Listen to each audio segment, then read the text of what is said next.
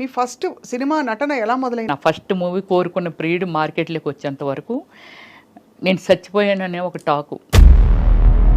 ఇండస్ట్రీలో రకరకాలు అంటారు కదా, ఇప్పుడు పరిచయం చేస్తామని తీసుకెళ్ళి మోసం చేసేవాళ్ళు ఉన్నారు. నచ్చి అడిగిన వాళ్ళు చాలా మంది ఉన్నారు. నన్ను పెద్దవాళ్ళు ఎవరైనా అంటే తెలుసు? చాలా పెద్ద పెద్ద వాళ్ళు, బ్రహ్మానందం గారు,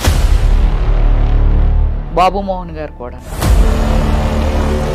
రిసార్ట్ లాగా ఉన్నాయన్నమాట, అక్కడ తీసుకెళ్లారు. వీడు నన్ను అసలు వదలట్లేదు, వీడు లాగించేస్తున్నాడు. చాలా ఇది వింటేనే అసలు నాకు టెన్షన్ వచ్చేస్తుంది.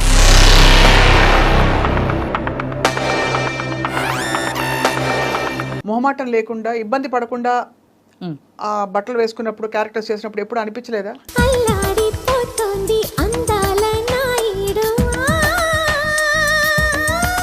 ఈరోజు మీరు చూస్తున్నారు చాలా ఈవెంట్స్కి ఒక హీరోయిన్ వెళ్ళాలంటే ఒంటి మీద బట్టలు కూడా లేకుండా వెళ్తున్నారు. అంటే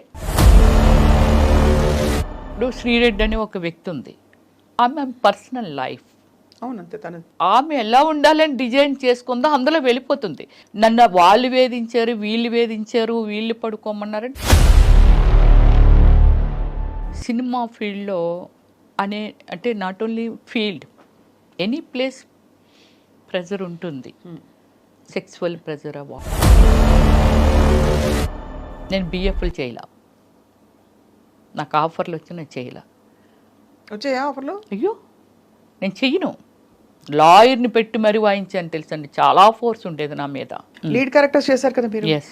అండ్ ఆ తర్వాత you shifted to character roles, లేకపోతే ఇలా supporting main roles, lead roles చేస్తూ కృష్ణ గారితో కూడా హీరోయిన్ చేశాను. ఎవరు నేననేసి మూవీ చేశాను. తర్వాత పునీత్ రాజ్ కుమార్తో చేశాను, తర్వాత రమేష్ అరవింద్తో చేశాను. ఇవాళ మీరు ఎంత ప్లెయిన్గా, అంటే ఒక హీరోయిన్కి ఉండేవంత, ఒక సినిమా స్టార్కి ఉండే ఇది లేకుండా. అంటే ఫస్ట్ నుంచి ఏమిటంటే నేను ఇంటర్నేషనల్ మోడలింగ్ చేశాను. నేను బ్రిట్నీ స్పియర్కి నేను ఫస్ట్ ప్లేస్లో వచ్చానండి. నా కైండ్ ఆఫ్ యాక్టర్స్ ఎవరు సినిమా మేకింగ్ చేసిన వాళ్ళు ఇంతవరకు లేరు. కథ, స్క్రీన్ ప్లే, డైరెక్షన్, ప్రొడ్యూసింగ్ అన్నీ నేనే చేసుకొని సినిమాని కూడా రిలేట్ చేయగలిగాను అని అంటే so world wise very famous అయిపోయాను ఓమల్లి తర్వాత.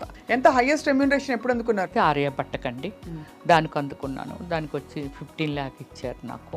ఐటమ్ సాంగ్ చేస్తే 10 lakh. మీరు చాలా మంది కమెడియన్స్ పక్కన వేశారు. All comedians. బట్ ఎక్కడో ఒక చోట చదివాను, మీకు చిన్నప్పుడే పెళ్ళయ్యి తర్వాత మీరు విడిపోయారు. ఇప్పుడు అతని వల్ల తప్పలేదు, నేను ఎందుకు సఫర్ చేయాలి? నాకు నాకు భయము, ఎంత భయం అంటే లవ్ అంటారు, డేట్ అంటారు, వెనకాల పడతారు. కానీ మీ మేనమావ గారా?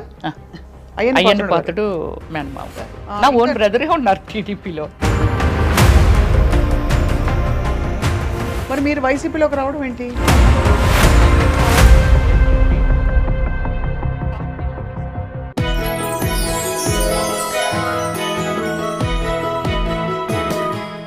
Hello and welcome to this special episode on iDream. క్వీన్కి స్వాగతం. ఇవాళ మన క్వీన్ ఆవిడ ఒక అద్భుతం, ఒక మ్యాజిక్ అని చెప్పాలి. ఎందుకంటే చాలా పాత్రలు పోషించారు జీవితంలో. తెరపై అనేక రకాల పాత్రలు పోషించి 9 భాషల్లో నటించడంతో పాటు ఒక సినిమాకి దర్శకత్వం వహించి 2 నంది అవార్డులు అందుకుని, అంతేకాకుండా జాతీయ స్థాయిలో ఎన్నో అవార్డులు అందుకున్న నటి. అంతేకాకుండా కామెడీ ట్రాక్కి కేర్ ఆఫ్ అడ్రస్గా మారిన నటి ఒక టైంలో. అండ్ మెయిన్ క్యారెక్టర్స్తో పాటు కామెడీ పాత్రలు చేస్తూ, అలాగే స్పెషల్ సాంగ్స్ చేస్తూ అనేక విధాల ఆవిడ విస్తరించారు. వీటన్నిటితో పాటు రాజకీయాల్లోకి అడుగుపెట్టారు. అండ్ వీళ్ళకి రాజకీయాల్లో ఈవిడికి చాలా దగ్గర బంధువులు, ఆర్తేర నాయకులు ఉన్నారంటే ఎవరు నమ్మరు. But she remains to be very humble and low profile. And let's meet the one and only Ramyasri గారు.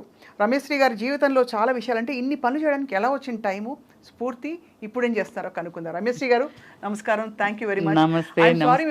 డాక్టర్ రమ్యశ్రీ అని పరిచయం చేయాలి నేను. సో డాక్టర్ రమ్యశ్రీ గారు, డాక్టరేట్ ఎప్పుడు వచ్చిందండి మీకు? నాకు 6 years అయిందండి డాక్టరేట్ వచ్చి. సో మీరు నిత్యం అలా స్ఫూర్తి ప్రవాహంలా వెళ్ళిపోతున్నారు లైఫ్లో? అంటే నాకు ఏం లేదు స్వప్న గారు, చిన్నప్పుడే అంటే కొంచెం మెచ్యూరిటీ వచ్చిన తర్వాత కొంచెం సర్వీస్ అంటే ఎవరైనా బెగ్గర్స్ కానీ, అంటే మన చిన్నప్పుడు మేము చూసిన అంటే విలేజ్ బ్యాక్గ్రౌండ్లో పెరిగాను నేను. అమ్మమ్మ వాళ్ళ ఇంట్లో పెరిగాను. నా ఫ్యామిలీ అంతా విశాఖపట్నం, కానీ నేను మాత్రం నా గ్రాండ్ మా ఇంట్లో పెరిగాను అనమాట. నియరెస్ట్ ఏ కోడూరు అని అక్కడ స్టడీ చేశాను అనమాట. 10th క్లాస్ వరకు అక్కడ చేశాను. తర్వాత ఇంటర్మీడియట్ దేవరాపల్లి అని, అంటే విలేజ్ బ్యాక్గ్రౌండే అంతాను. సో ఆ చిన్నప్పుడు ఏమిటంటే ఈ బెగ్గర్స్ వాళ్ళు మన ఇంటికి వచ్చి అడుక్కోవటం ఇలా ఉంటుంది కదా, అలాంటి వాళ్ళకి హెల్ప్ చేయడం. నా ఫ్రెండ్స్ ఎవరైతే ఉన్నారో, ఏది 5th స్టాండర్డ్లో చదువుతున్న ఏజ్లో ఈ ఎస్సీ అమ్మాయిలు కానీ ఇలాంటి వాళ్ళకి, అయ్యో వాళ్ళు ఏంటి మనం తిన్నట్లేరు, మనం ఉన్నట్లేరు అని అనుకొని వాళ్ళకి చాటుగా అవి ఇవి ఇచ్చేయటం. అంటే ఉంది, అది నాకు చిన్నప్పుడే ఉంది. బట్ దాన్ని అలా పెరుగుతుండి కొలది తర్వాత నా అంతలు నేను డెవలప్ అయ్యి నేను సెక్యూర్డ్గా ఉన్న టైం నుంచి బాగా ఎక్కువ చేశాను. ఒక 13 years నుంచి ఈ సోషల్ సర్వీసుల్లో ట్రావెలింగ్. సో సోషల్ సర్వీస్ అనేది ఒక పెద్ద, అదొక complete mindset. Yeah, exactly. But before that మీ సినిమాలు చాలా ఇంట్రెస్టింగ్, మీరు వేసిన క్యారెక్టర్స్. మీ ఫస్ట్ సినిమా నటన ఎలా మొదలైంది అసలు? అంటే యాక్చువల్లీ నేను ఎక్కువ బుక్స్ స్టడీ చేసేదాన్ని. స్టడీ చేసినప్పుడు ఈ నవల్స్ ఇవన్నీ చదువుతుండేదాన్ని. నెక్స్ట్ మంచి మంచి మన ఎండమూరి వీరేంద్రనాథ్ గారు అలాంటివన్నీ నవల్స్ అవి అలా చూస్తుండేదాన్ని. అప్పుడు నాకు, నేను చిన్నదాన్నే, ఏది 6th స్టాండర్డ్ చదివినప్పటి నుంచే ఈ పిచ్చి నాకు బాగా. సో ఈ శ్రీదేవ్ గారు, విజయశాంతి గారు ఇలా ఉంటున్నప్పుడు 6th స్టాండర్డ్లో హై స్కూల్ టైంలోనే నాకు చాలా లాంగ్ హెయిర్ ఉండేది, ఫేర్గా ఉండేదాన్ని, బాగానే అంటే 6th స్టాండర్డ్ అంటే మెచ్యూరిటీ కూడా లేని ఏజ్ అది. బట్ ఆ ఏజ్లోనే కామెంట్స్ అనమాట, అబ్బా నువ్వు చాలా అందంగా ఉంటావు, నువ్వు శ్రీదేవి అయిపోవచ్చు, నువ్వు విజయశాంతి అయిపోవచ్చు, ఇలా అనమాట. అది నా బ్రెయిన్లో బాగా ఫీడ్ అయిపోయింది. సో అలా ఏజ్ పెరుగుతున్న కొలది నాకు ఈ లోపల ఉండిపోయింది. కానీ it's very nice family background. Cinema background అనేది కొంచెం కూడా లేని ఫ్యామిలీ అది. అంటే cinema nice family background, cinema background లేదంటే సినిమా నైస్ కాదనుకుంటా. నో, దానికి చాలా వ్యతిరేకంగా మాట్లాడిన మనిషినండి. సినిమా అంటే తప్పు కాదు, సినిమా ఏంటనేది మళ్ళీ మీకు చెప్తాను స్వప్న గారు. తప్పకుండా. అయ్యో 100% ఆ పాయింట్ మీకు మళ్ళీ మీరేంటంటే, అంటే సినిమా ఇండస్ట్రీతో కాకుండా కాదు, ఇంటిలోంచి లేడీస్ని మామూలుగా బయటకు రానిచ్చేవాళ్ళు కాదు. నేను చదువుకోవాలనుకున్నా సరే మాకు ఆ రోజుల్లోనే అంబాసిడర్ కారు ఉంటే అక్కడికి పంపించేవారండి డ్రైవర్ని ఇచ్చి. మా ఊర్లో లేదు కాబట్టి, హై స్కూల్ లేదు కాబట్టి.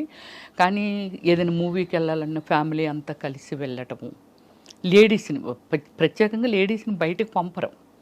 కానీ నాకు ఇది ఒకటి ఇంట్రెస్ట్ అలా పెరిగిపోతుంది. 10th క్లాస్ అయిపోయిన తర్వాత నాకు జిల్లా పరిషత్ చైర్మన్ కృష్ణమూర్తి గారు అనేసి వాళ్ళ అమ్మాయి పద్మప్రియ అని ఒక ఆమె ఉంది, నాకు మంచి క్లోజ్ ఫ్రెండ్. నా భావాలన్నీ తనతో షేర్ చేసేదాన్ని. సో చేసినప్పుడు మరి ఏం చేద్దాం అనుకుంటున్నాను, actually my name original name Sujatha. So మరి ఏం చేద్దాం అని అనుకుంటున్నాను. లేదు నేను ఎలా అయినా చేయాలి. చెన్నై వెళ్ళాలంటే నాకు లాంగ్వేజ్ రాదు అంటే అప్పటికి ఆల్మోస్ట్ నేను 97లో వచ్చాను, ఇక్కడికి వచ్చేసింది ఇండస్ట్రీ. సో నేను వెళ్ళాలి. అప్పుడు తను ఏం చేసిందంటే, మీకు ఒక పెద్ద, ఇప్పుడు ఫస్ట్ టైం నేను రివీల్ చేస్తున్నాను, TV9 రవిప్రకాష్ గారు ఉన్నారు కదా, అక్కడి నుంచి తనకు ఒక ఫ్రెండ్ తెలిస్తే, తను కూడా ఉమెన్ కదా, సో అందుకని ఇంకో ఫ్రెండ్కి బెత్తాయించి సుజాతలుగా హైదరాబాద్ వెళ్తానంటుంది, మూవీస్లో చేస్తానంటుంది. అబ్బా నాకు భయం అనిపిస్తుంది, వాళ్ళ ఫ్యామిలీకి ఏం చెప్పాలి అది ఇది అని. కానీ నేను పంపించినట్టు వాళ్ళ ఫ్యామిలీకి తెలియకూడదని ఇంకొక పర్సన్కి అప్పచెప్పింది. ఆ పర్సను రవిప్రకాష్ క్లోజ్ ఫ్రెండ్స్. అప్పుడు రవిప్రకాష్ గారి దగ్గరికి నన్ను పంపించారు. So travelling is very short time, ఒక 3 days ఎంతో రవిప్రకాష్ గారితో ట్రావెల్ చేశాను. నన్ను బండి మీద రామానాయుడు స్టూడియోకి తీసుకొని వెళ్ళారు. ఆ బ్యాక్ నుంచి తీసుకొని వెళ్తే లక్కీగా ఏమిటంటే రామానాయుడు గారు కలిశారు. షూటింగ్ జరుగుతుంది, ఏదో తాత మనవడు సంథింగ్ ఏదో రిసీవ్ చేసుకున్నారు. ఇప్పటికీ రాజా ఉన్నాడు, రాజా తెలుసు, ఎగ్జిక్యూటివ్ మేనేజరు. సో రాజా లోపలికి ఆయన దగ్గరికి తీసుకెళ్తే, ఏమైనా డ్రామాలు అవి చేసావని అడిగారు రామానాయుడు గారు. అన్నిటికీ నాది ఏంటంటే వాయిస్ లేదు, ఇదే అన్నిట్లకి ఇదే. నీకు మాటలు వచ్చా అని అడిగారు, అన్నీ అడిగారు. ఫోటోలు ఉన్నాయి, కొన్ని ఫొటోస్ ఉన్నాయా, లేదు. ఎక్కడి నుంచి వచ్చావు? వైజాగ్ నుంచి. మీ పేరెంట్స్ ఏం చేస్తారు అని అడిగారు. సార్ మా అన్ని గోల్డ్ బిజినెస్లు అవి సార్, డాడీ కూడా పొలిటికల్ ఫార్మరు, ఇవన్నీ చెప్పాను. మంచి కుటుంబం నుంచి వచ్చావమ్మా, వెళ్ళిపో, నీకేం తెలియదు, ఫోటో లేవు, ఎక్కడ చెయ్యలేదు, డాన్స్ రాదంటున్నావు, ఏది రాదంటున్నావు కదా, వెళ్ళిపో అని. లేదు సార్ నేను వెళ్ళను సార్, వచ్చాను సార్. అప్పుడు ముప్పలేని శివ గారు తాజ్మహల్ సినిమా పెద్ద హిట్ ఇచ్చారు. ఆయన మన జర్నలిస్ట్ కాలనీలో వేరే మూవీ కాకినాడ ప్రొడ్యూసర్తో మూవీ స్టార్ట్ చేస్తున్నారు. నేను వెళ్ళేసరికి అలీ, అనంతో, వంశీ గారు ఫ్రెండు, వాళ్ళందరూ అక్కడ ఉన్నారు. నేను వెళ్ళేసరికి డైరెక్టర్ గారు లేరు. ఏంటమ్మాయి సినిమాలు చేయడానికి వచ్చామని కింద మీద చూస్తే వచ్చానన్న. నేను డైరెక్టర్ రమ్మన్నారా అన్నారు. రామానాయుడు గారు పంపించారు సార్ అని. నన్ను కొంచెం ఏమొచ్చు నీకు, ఏం చేస్తావు నువ్వు, ఎర్రబస్సు ఎక్కి వచ్చేసావా, ఇలా మాట్లాడేవాళ్ళు. బట్ నాకు అప్పుడు దాన్ని కొంచెం సీరియస్గా తీసుకొని ఫీల్ అయిపోయి అంత ఏం లేదు. నేను ఇంకా ఫస్ట్ టైం ఎంట్రీ కదా, అలాగే ఉంటుందేమో అనుకున్నాను. డైరెక్టర్ గారు వచ్చారు. వచ్చి ఒక బ్లైండ్ సీన్ నాకు ఇచ్చారు. అంటే ఒక పెళ్ళికొడుకు, వాళ్ళలోనే పెళ్ళికొడుకు, నా వెనకాతలో ఒక ముగ్గురు వాళ్ళనే నిల్చోబెట్టి పెళ్లి చూపులకు వచ్చారు, నీకు ఇష్టం లేదు, నువ్వు బ్లైండ్ లాగా నటించాలి, కాలు తనుకొని ఎత్తేయాలి అన్నారు. సార్ కప్పు పగిలిపోద్ది అన్న. పర్లేదు, పగిలిపోతే కొనుక్కుంటాంలో, నువ్వు చెయ్యి అన్నారు. అంటే అప్పటికి మీరు ట్యూనింగ్లో ఉన్నారు, యాక్టింగ్ అంటే ఇలా ఉంటుంది అని? లేదు, అసలు నాకు తెలీదు, చేసేసాను అంతే. చేసేసాను. అంటే కప్పు పగిలిపోయినా పర్వాలేదు అన్నారుగా, చేశాను. బట్ వెంటనే ఆయన కోరుకున్న ప్రీడ్ మూవీ స్టార్ట్ చేశారు. With in 15 daysలోనేదో. యు బిలీవ్ స్వప్న గారు, త్రోట్ క్యారెక్టర్, సాంగ్స్లోను అన్నిటిలోనూ మంచి క్యారెక్టర్ ఇచ్చారు. గ్రేట్. 13 days.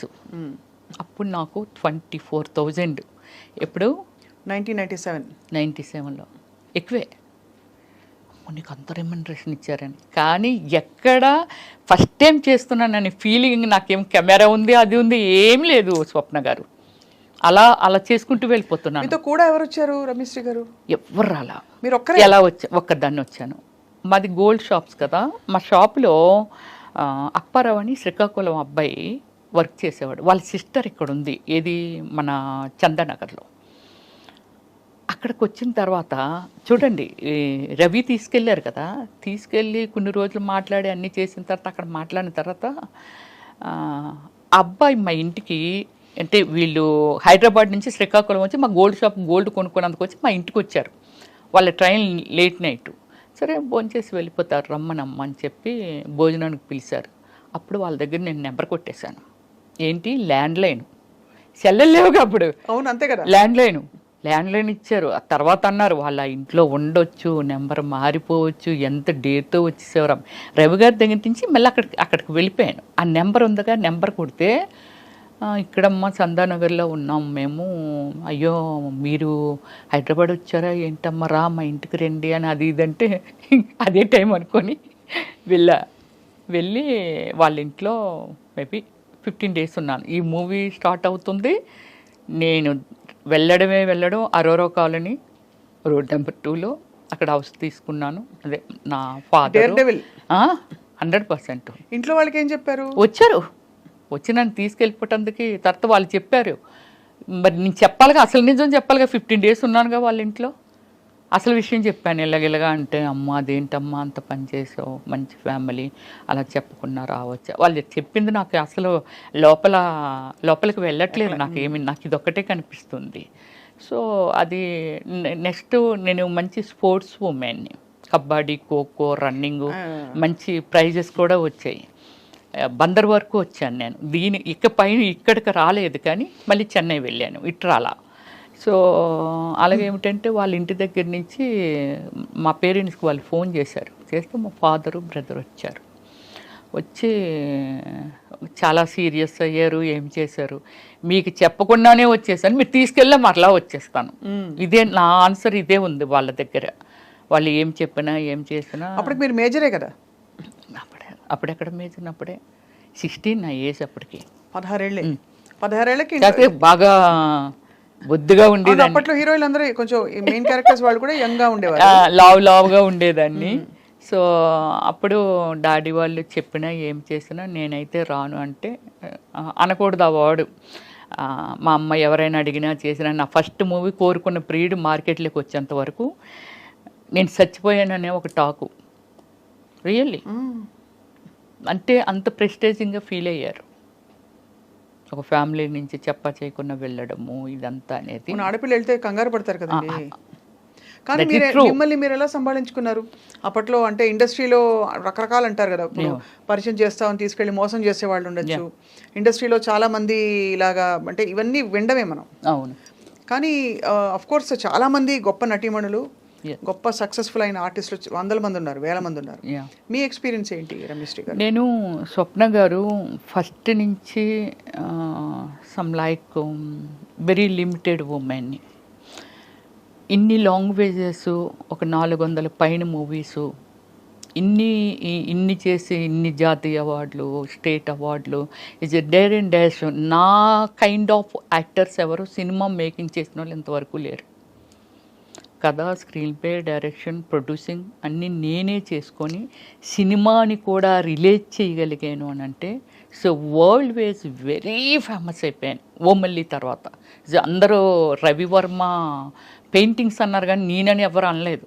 అమ్మాయి కాదు రవివర్మ పెయింటింగ్స్ అని. పెద్ద పెద్ద రాసి మూవీస్ నరసింహరావు గారు కానీ, రామానాయుడు గారు కానీ, పెద్ద పెద్దోళ్ళు అందరూ అన్నారండి. రాఘవేంద్రరావు గారు కూడా ఆ పోస్టర్లు చూసి ఏటో అమ్మాయి కాదు పెయింటింగ్స్ అవి అని వాళ్ళంట. అంటే పబ్లిసిటీకి పెయింటింగ్ చేయించాను అనుకున్నారు. అదే కానీ అంత సమర్థత ఉంది. అంత హార్డ్ వర్క్. 17 వయసులో ఎవరు మంచి ఎవరు చెడు విచక్షణ ఎలా? అసలు ఏమి జీరో నాలెడ్జ్. ఎవరైనా వచ్చి గబుక్కుమని రామ్మ తీసుకెళ్తా నిన్ను ఆ ఫలానా డైరెక్టర్ దగ్గరికి, అవి కూడా ఎక్స్పెక్ట్ చేశాను నేను. అంటే డైరెక్టర్స్ దగ్గరికి, ప్రొడ్యూసర్ దగ్గరికి అని కాదు, కానీ ఈ నాకు కోరుకున్న పీరియడ్ జరుగుతున్నప్పుడే ఒక 3-4 సినిమాలు, అంటే లొకేషన్కు వాళ్ళు వీళ్ళు వస్తూ ఉంటారు కదా. నా టార్గెట్ ఏంటంటే ఏదో అయిపోవాలి, పెద్ద స్టార్ అయిపోవాలని ఒక టార్గెట్ ఉంది. సో దానికోసం అంటే నాకు ఇంకేం కనిపించేది కాదు. చాలా సీరియస్గా ప్రతిదీ నేర్చేసుకోవటం. డ్యాన్స్ స్కూల్ ఎక్కడ ఉంటుంది, యాక్టింగ్ ఎక్కడ నేర్చుకోలేరు స్వప్న గారు. డ్యాన్స్ స్కూల్ ఎక్కడ ఉంటుంది, అద్దంలో నేనే చూసుకొని ఇలాగైతే ఎలా అందంగా ఉంటాను. Self makeup only Ramya Krishna and Ramyasri only. అప్పుడు అలాగైనా వాళ్ళు సిల్క్ స్మిత కూడా ఫేస్ ఇచ్చి మేకప్ చేయించుకునేది, కానీ రమ్యకృష్ణ గారు సెల్ఫ్ మేకప్ చేసుకునే వాళ్ళంట. నేను మాత్రమే సెల్ఫ్ మేకప్ చేసుకునేదాన్ని. అంటే ఒక డెడికేషన్తో నాకేం కావాలనే దాని మీద ప్రయాణం చేశాను. కానీ ఒక్కసారి మాత్రము నాకు ఈ ఏమిటి అమీర్పేటలో ఒక బట్టల షాప్ ఉండేదండి. అది చాలా ఉన్నాయి, వెరీ ఫేమస్ అండి అది. అప్పట్లో వెరీ ఫేమస్ ఆ షాపు. దానికి యాడ్ చేయాలంటే వాళ్ళు బెంగళూరు నుంచి వచ్చారు. షాపర్ షాప్ యాడ్ చేయాలి వచ్చారు, పిలిచారు. అప్పుడు నాకు కారు ఉంది, అప్పుడప్పుడే కొనుక్కున్నాను జన్ కారు. నాకు డ్రైవ్ రాదు అప్పుడు. సో మా కారు ఉంది రండి అని. నాకు ఈ ఏరియాస్ ఏవి తెలియవు హైదరాబాద్లో. వాళ్ళు తీసుకెళ్తున్నారు. ఇప్పుడు ఆ ఏరియా ఏమిటనేది నేను ఇప్పుడు చెప్పగలను. చందానగర్కి మన అమీర్పేటకి మధ్యలో ఉంటుందండి. అది ఏమిటో అక్కడ రిసార్ట్ లాగా ఉన్నాయన్నమాట. అక్కడ తీసుకెళ్ళారు. వాళ్ళు ఒక 10 మెంబర్స్ వచ్చారు, నేను ఒక్కదాన్నే. వెళ్ళి ఇవన్నీ మాట్లాడుతున్నారు. వాళ్ళు డ్రింక్ ప్రిపేర్ చేశారు. నాకు అలవాట్లేదు. వాళ్ళు బీర్లు, అయ్యో మాకు అలవాట్లేదంటే మేము బీర్లు మాత్రమే తీసుకుంటాం, హార్డ్ డ్రింక్ అది తీసుకోము. బీర్లు అలా టైం అయింది. ఎంత అయింది? 9:30 అయింది. నన్ను డ్రాప్ చేసేయండి వెళ్ళిపోతాను అని అన్నా. ఉన్నట్టు మేడం పంపించేస్తామని 10 అయింది నైట్. పంపట్లా. 11 అప్పుడు ఈ సెక్యూరిటీ డిపార్ట్మెంట్, పోలీస్ డిపార్ట్మెంట్ ఉంటుంది కదా, వాళ్ళు వచ్చారు. వస్తే నేను వాళ్ళతో చెప్పాను, సార్ నేను వెళ్ళిపోతాను అంటున్నాను అంటే, మరి వీళ్ళు మీకు తెలుసు అంటే, తెలుసు సార్, బెంగళూరు ప్రొడ్యూసర్స్ వీళ్ళు అని చెప్పాను నేను. సరే మరి వాళ్ళందరూ ఉన్నారు కదా, అయితే ఇంకా టైం అయిపోయింది వెళ్ళిపోండి అని అన్నారు. అంటే ఇంకొక 10 minutes కూర్చొని, ఎందుకంటే వాళ్ళు అక్కడే తిరుగుతున్నారు పోలీసులు, తీసుకెళ్తున్నారు. ఎర్రగడ్డ దాటిన తర్వాత ఫ్లైఓవర్ ఉంది చూసారా, ఆ ఫ్లైఓవర్ మీదకి వస్తున్నప్పుడు వాళ్ళు ఎందుకో మాటి మాటికి కారు దిగడం, బానెట్ ఎత్తడం ఇలా చేస్తుండేవాళ్ళు. సో ఏంటి వీళ్ళు ఎలా దిగుతున్నారు, ఇన్నిసార్లు దిగుతున్నారు, కారు రిపేర్ అయితే ఆగిపోద్ది కదా అనిపించేది నాకు. అక్కడికి వచ్చిన తర్వాత ఏమైందంటే, నన్ను అంటే ముందున ఒక ఆయన కూర్చున్నాడు, నా పక్కన ఇద్దరు కూర్చున్నారు, వేరే కారుల్లో వెనకాల వస్తున్నారు. ముందుని ఒక కారు 10 మంది వాళ్ళు. సో కారు నా పక్కన కూర్చున్న ఆయన కొంచెం వల్గర్గా బిహేవ్ చేయడం మొదలుపెట్టాడు. అమ్మ బాబాయ్. వెనకన కూర్చొని నేను ఎప్పుడు అబ్జర్వ్ చేశానంటే, బానెట్ ఎత్తి కారులో ఏదో వాటర్ పోస్తున్నట్టు పోసి పక్క కొంపేశాడు ఆ నీళ్ళు. రమ్య గారు, నాకు పేరు రామానాయుడు గారే పెట్టారు. రమ్యకృష్ణ, రవలి, రంభ వీళ్ళందరూ సక్సెస్ఫుల్ ఉమెన్స్ ఫిల్మ్ ఫీల్డ్లో. అందుకని 6 letter వచ్చేలాగా రమ్య అంటే మరి బోడుగా ఉంది. రమ్యకృష్ణ కూడా రమ్య అని అంటాము మేమందరమేని. ఏదైనా తోక తగిలిస్తే బాగుంటుందేమో అని చూచుకొని చెప్పి శ్రీ పెట్టారు పక్కన రామానాయుడు గారు నాకు అప్పుడు. సో వెళ్ళి వీడు చాలా వల్గర్గా బిహేవ్ చేస్తున్నాడు, చాలా చాలా చాలా ఓవర్ అయిపోతుంది అది. అప్పుడు నేనేం చేశానంటే, నా సైడ్ డోర్ ఉంటుంది కదా, ఆ డోరు ఇలాగ ఓపెన్ చేసేటప్పటికి ఓపెన్ అయిపోతే ఈ కాలు ఇలాగ అడ్డు పెట్టి కిందకు దూకిటందుకే. మీరా? నేనే. వీడు నన్ను అసలు వదలట్లేదు, వీడు లాగించేస్తున్నాడు. ఈ కాలు అలాగే వెళ్తుందండి, కాలు చాలా వరకు అరిగిపోద్దా అని అనుకున్నాను. ఆ రోజు లక్కీగా ఏంటంటే షూ వేసుకున్నానంటే నేను, ఇలా తోసుకెళ్తుంది కాలు. ఎదురుగా సెకండ్ షో మూవీ వదిలితే ఫాదరు ఆ అబ్బాయి, అంటే చాలామంది వెళ్తున్నారు వస్తున్నారేమో, ఈ రూట్ గుండా వస్తూ ఉంటే అప్పుడు నా కాలు డోర్ ఓపెన్ అయ్యి కదా ఉంది, ఇటువైపు వస్తున్నారు వాళ్ళు, డోర్ ఓపెన్ అయ్యి ఉంది. ఎప్పుడైతే ఓపెన్ అయ్యి ఉండి నా కాలు ఉందో, ఆ పెద్ద ఆయన ఉన్నారు కదా, అమ్మ ఇది ఏదో ఏంటి ఆ కాలు డోర్ ఓపెన్ అయిపోయింది, కాపాడండి అంటున్నాను నేను. అండ్ మీ పక్కన వాడు ఇబ్బంది పెడుతున్నాడు. అంటే వీళ్ళు ఏం చేశారంటే, నా ముందు వెళ్ళిన కారు కొంచెం ముందుకెళ్ళిన తర్వాత యూటర్న్ తీసుకుంటే వాళ్ళు కథలు చెప్తున్నారు, ఏమండి ఇప్పుడు మీ ఇంటికి వెళ్ళట్లేదు, మా ఫ్రెండ్ ఒకడు ప్రాబ్లం పడ్డాడు, వాడి దగ్గరికి వెళ్ళి తర్వాత మీ ఇంటి దగ్గర దిగబెడతామండి అని ఇవన్నీ చెప్తున్నారు. మీకు తెలిసిపోతుంది? నాకు అర్థమైపోతుంది వాళ్ళు మాట్లాడుతున్న మాటలు. కారు అంటాడు, నీళ్ళేం పక్క నుంచి బానెట్ ఎత్తే గ్యాప్ ఉంటుంది కదండి, ఆ గ్యాప్లోంచి కనబడుతుంది, పక్కనే వేసేసాడు, బానెట్లో వేసాను, హీట్ ఎక్కిపోయింది అంటాడు, ఏదో చెప్పేస్తున్నారు. నాకు భయమేసి అలా చేస్తే, మీరు నమ్మరండి, గాడ్ లాగే ఆ అబ్బాయి ఆయన వాళ్ళ వెనకాతలు ఇంకోళ్ళు ఎవరో వస్తున్నారు. వీళ్ళు ఎప్పుడైతే కారు ముందుకు వచ్చి ఇలాగ ఆపారో, వెనకాల వచ్చిన వాళ్ళు కూడా పక్కన ఇలాగ ఆపారు. కారు స్పీడ్గా వచ్చి ఆపితే, ముందు అమ్మాయిని దింపండి అని అంటే, ఎవరమ్మా వాళ్ళు అన్నారు. సరే ఇలాగ నాకు ఒక యాడ్ ఇప్పిస్తామని చెప్పి నన్ను తీసుకొచ్చారండి. చాలా రోజులు నాతో ఫోన్లో మాట్లాడారు ఆ పెద్ద ఆయన.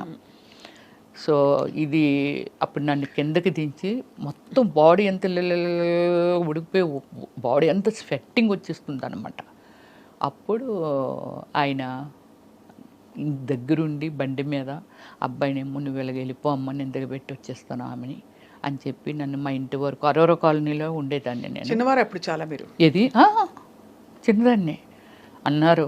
అందము చందము లేని రోడ్డు అంటూ పోయిన పిల్లలు ఎవరిని వదలట్లేదమ్మా, ఇంత అందం ఉంది, ఇంత ఉంది, ఎవడు ఏది చెప్తాలని నమ్మేసి వచ్చేస్తావా, దేవుడు పంపినట్టుగా మేము ఏదో వస్తున్నాం కాబట్టి సరిపోయింది, లేకపోతే నీ లైఫ్ ఏంటమ్మా, తప్పు కదా, అలాగే ఎవరైనా రమ్మంటే అలాగే వెళ్ళిపోవచ్చు.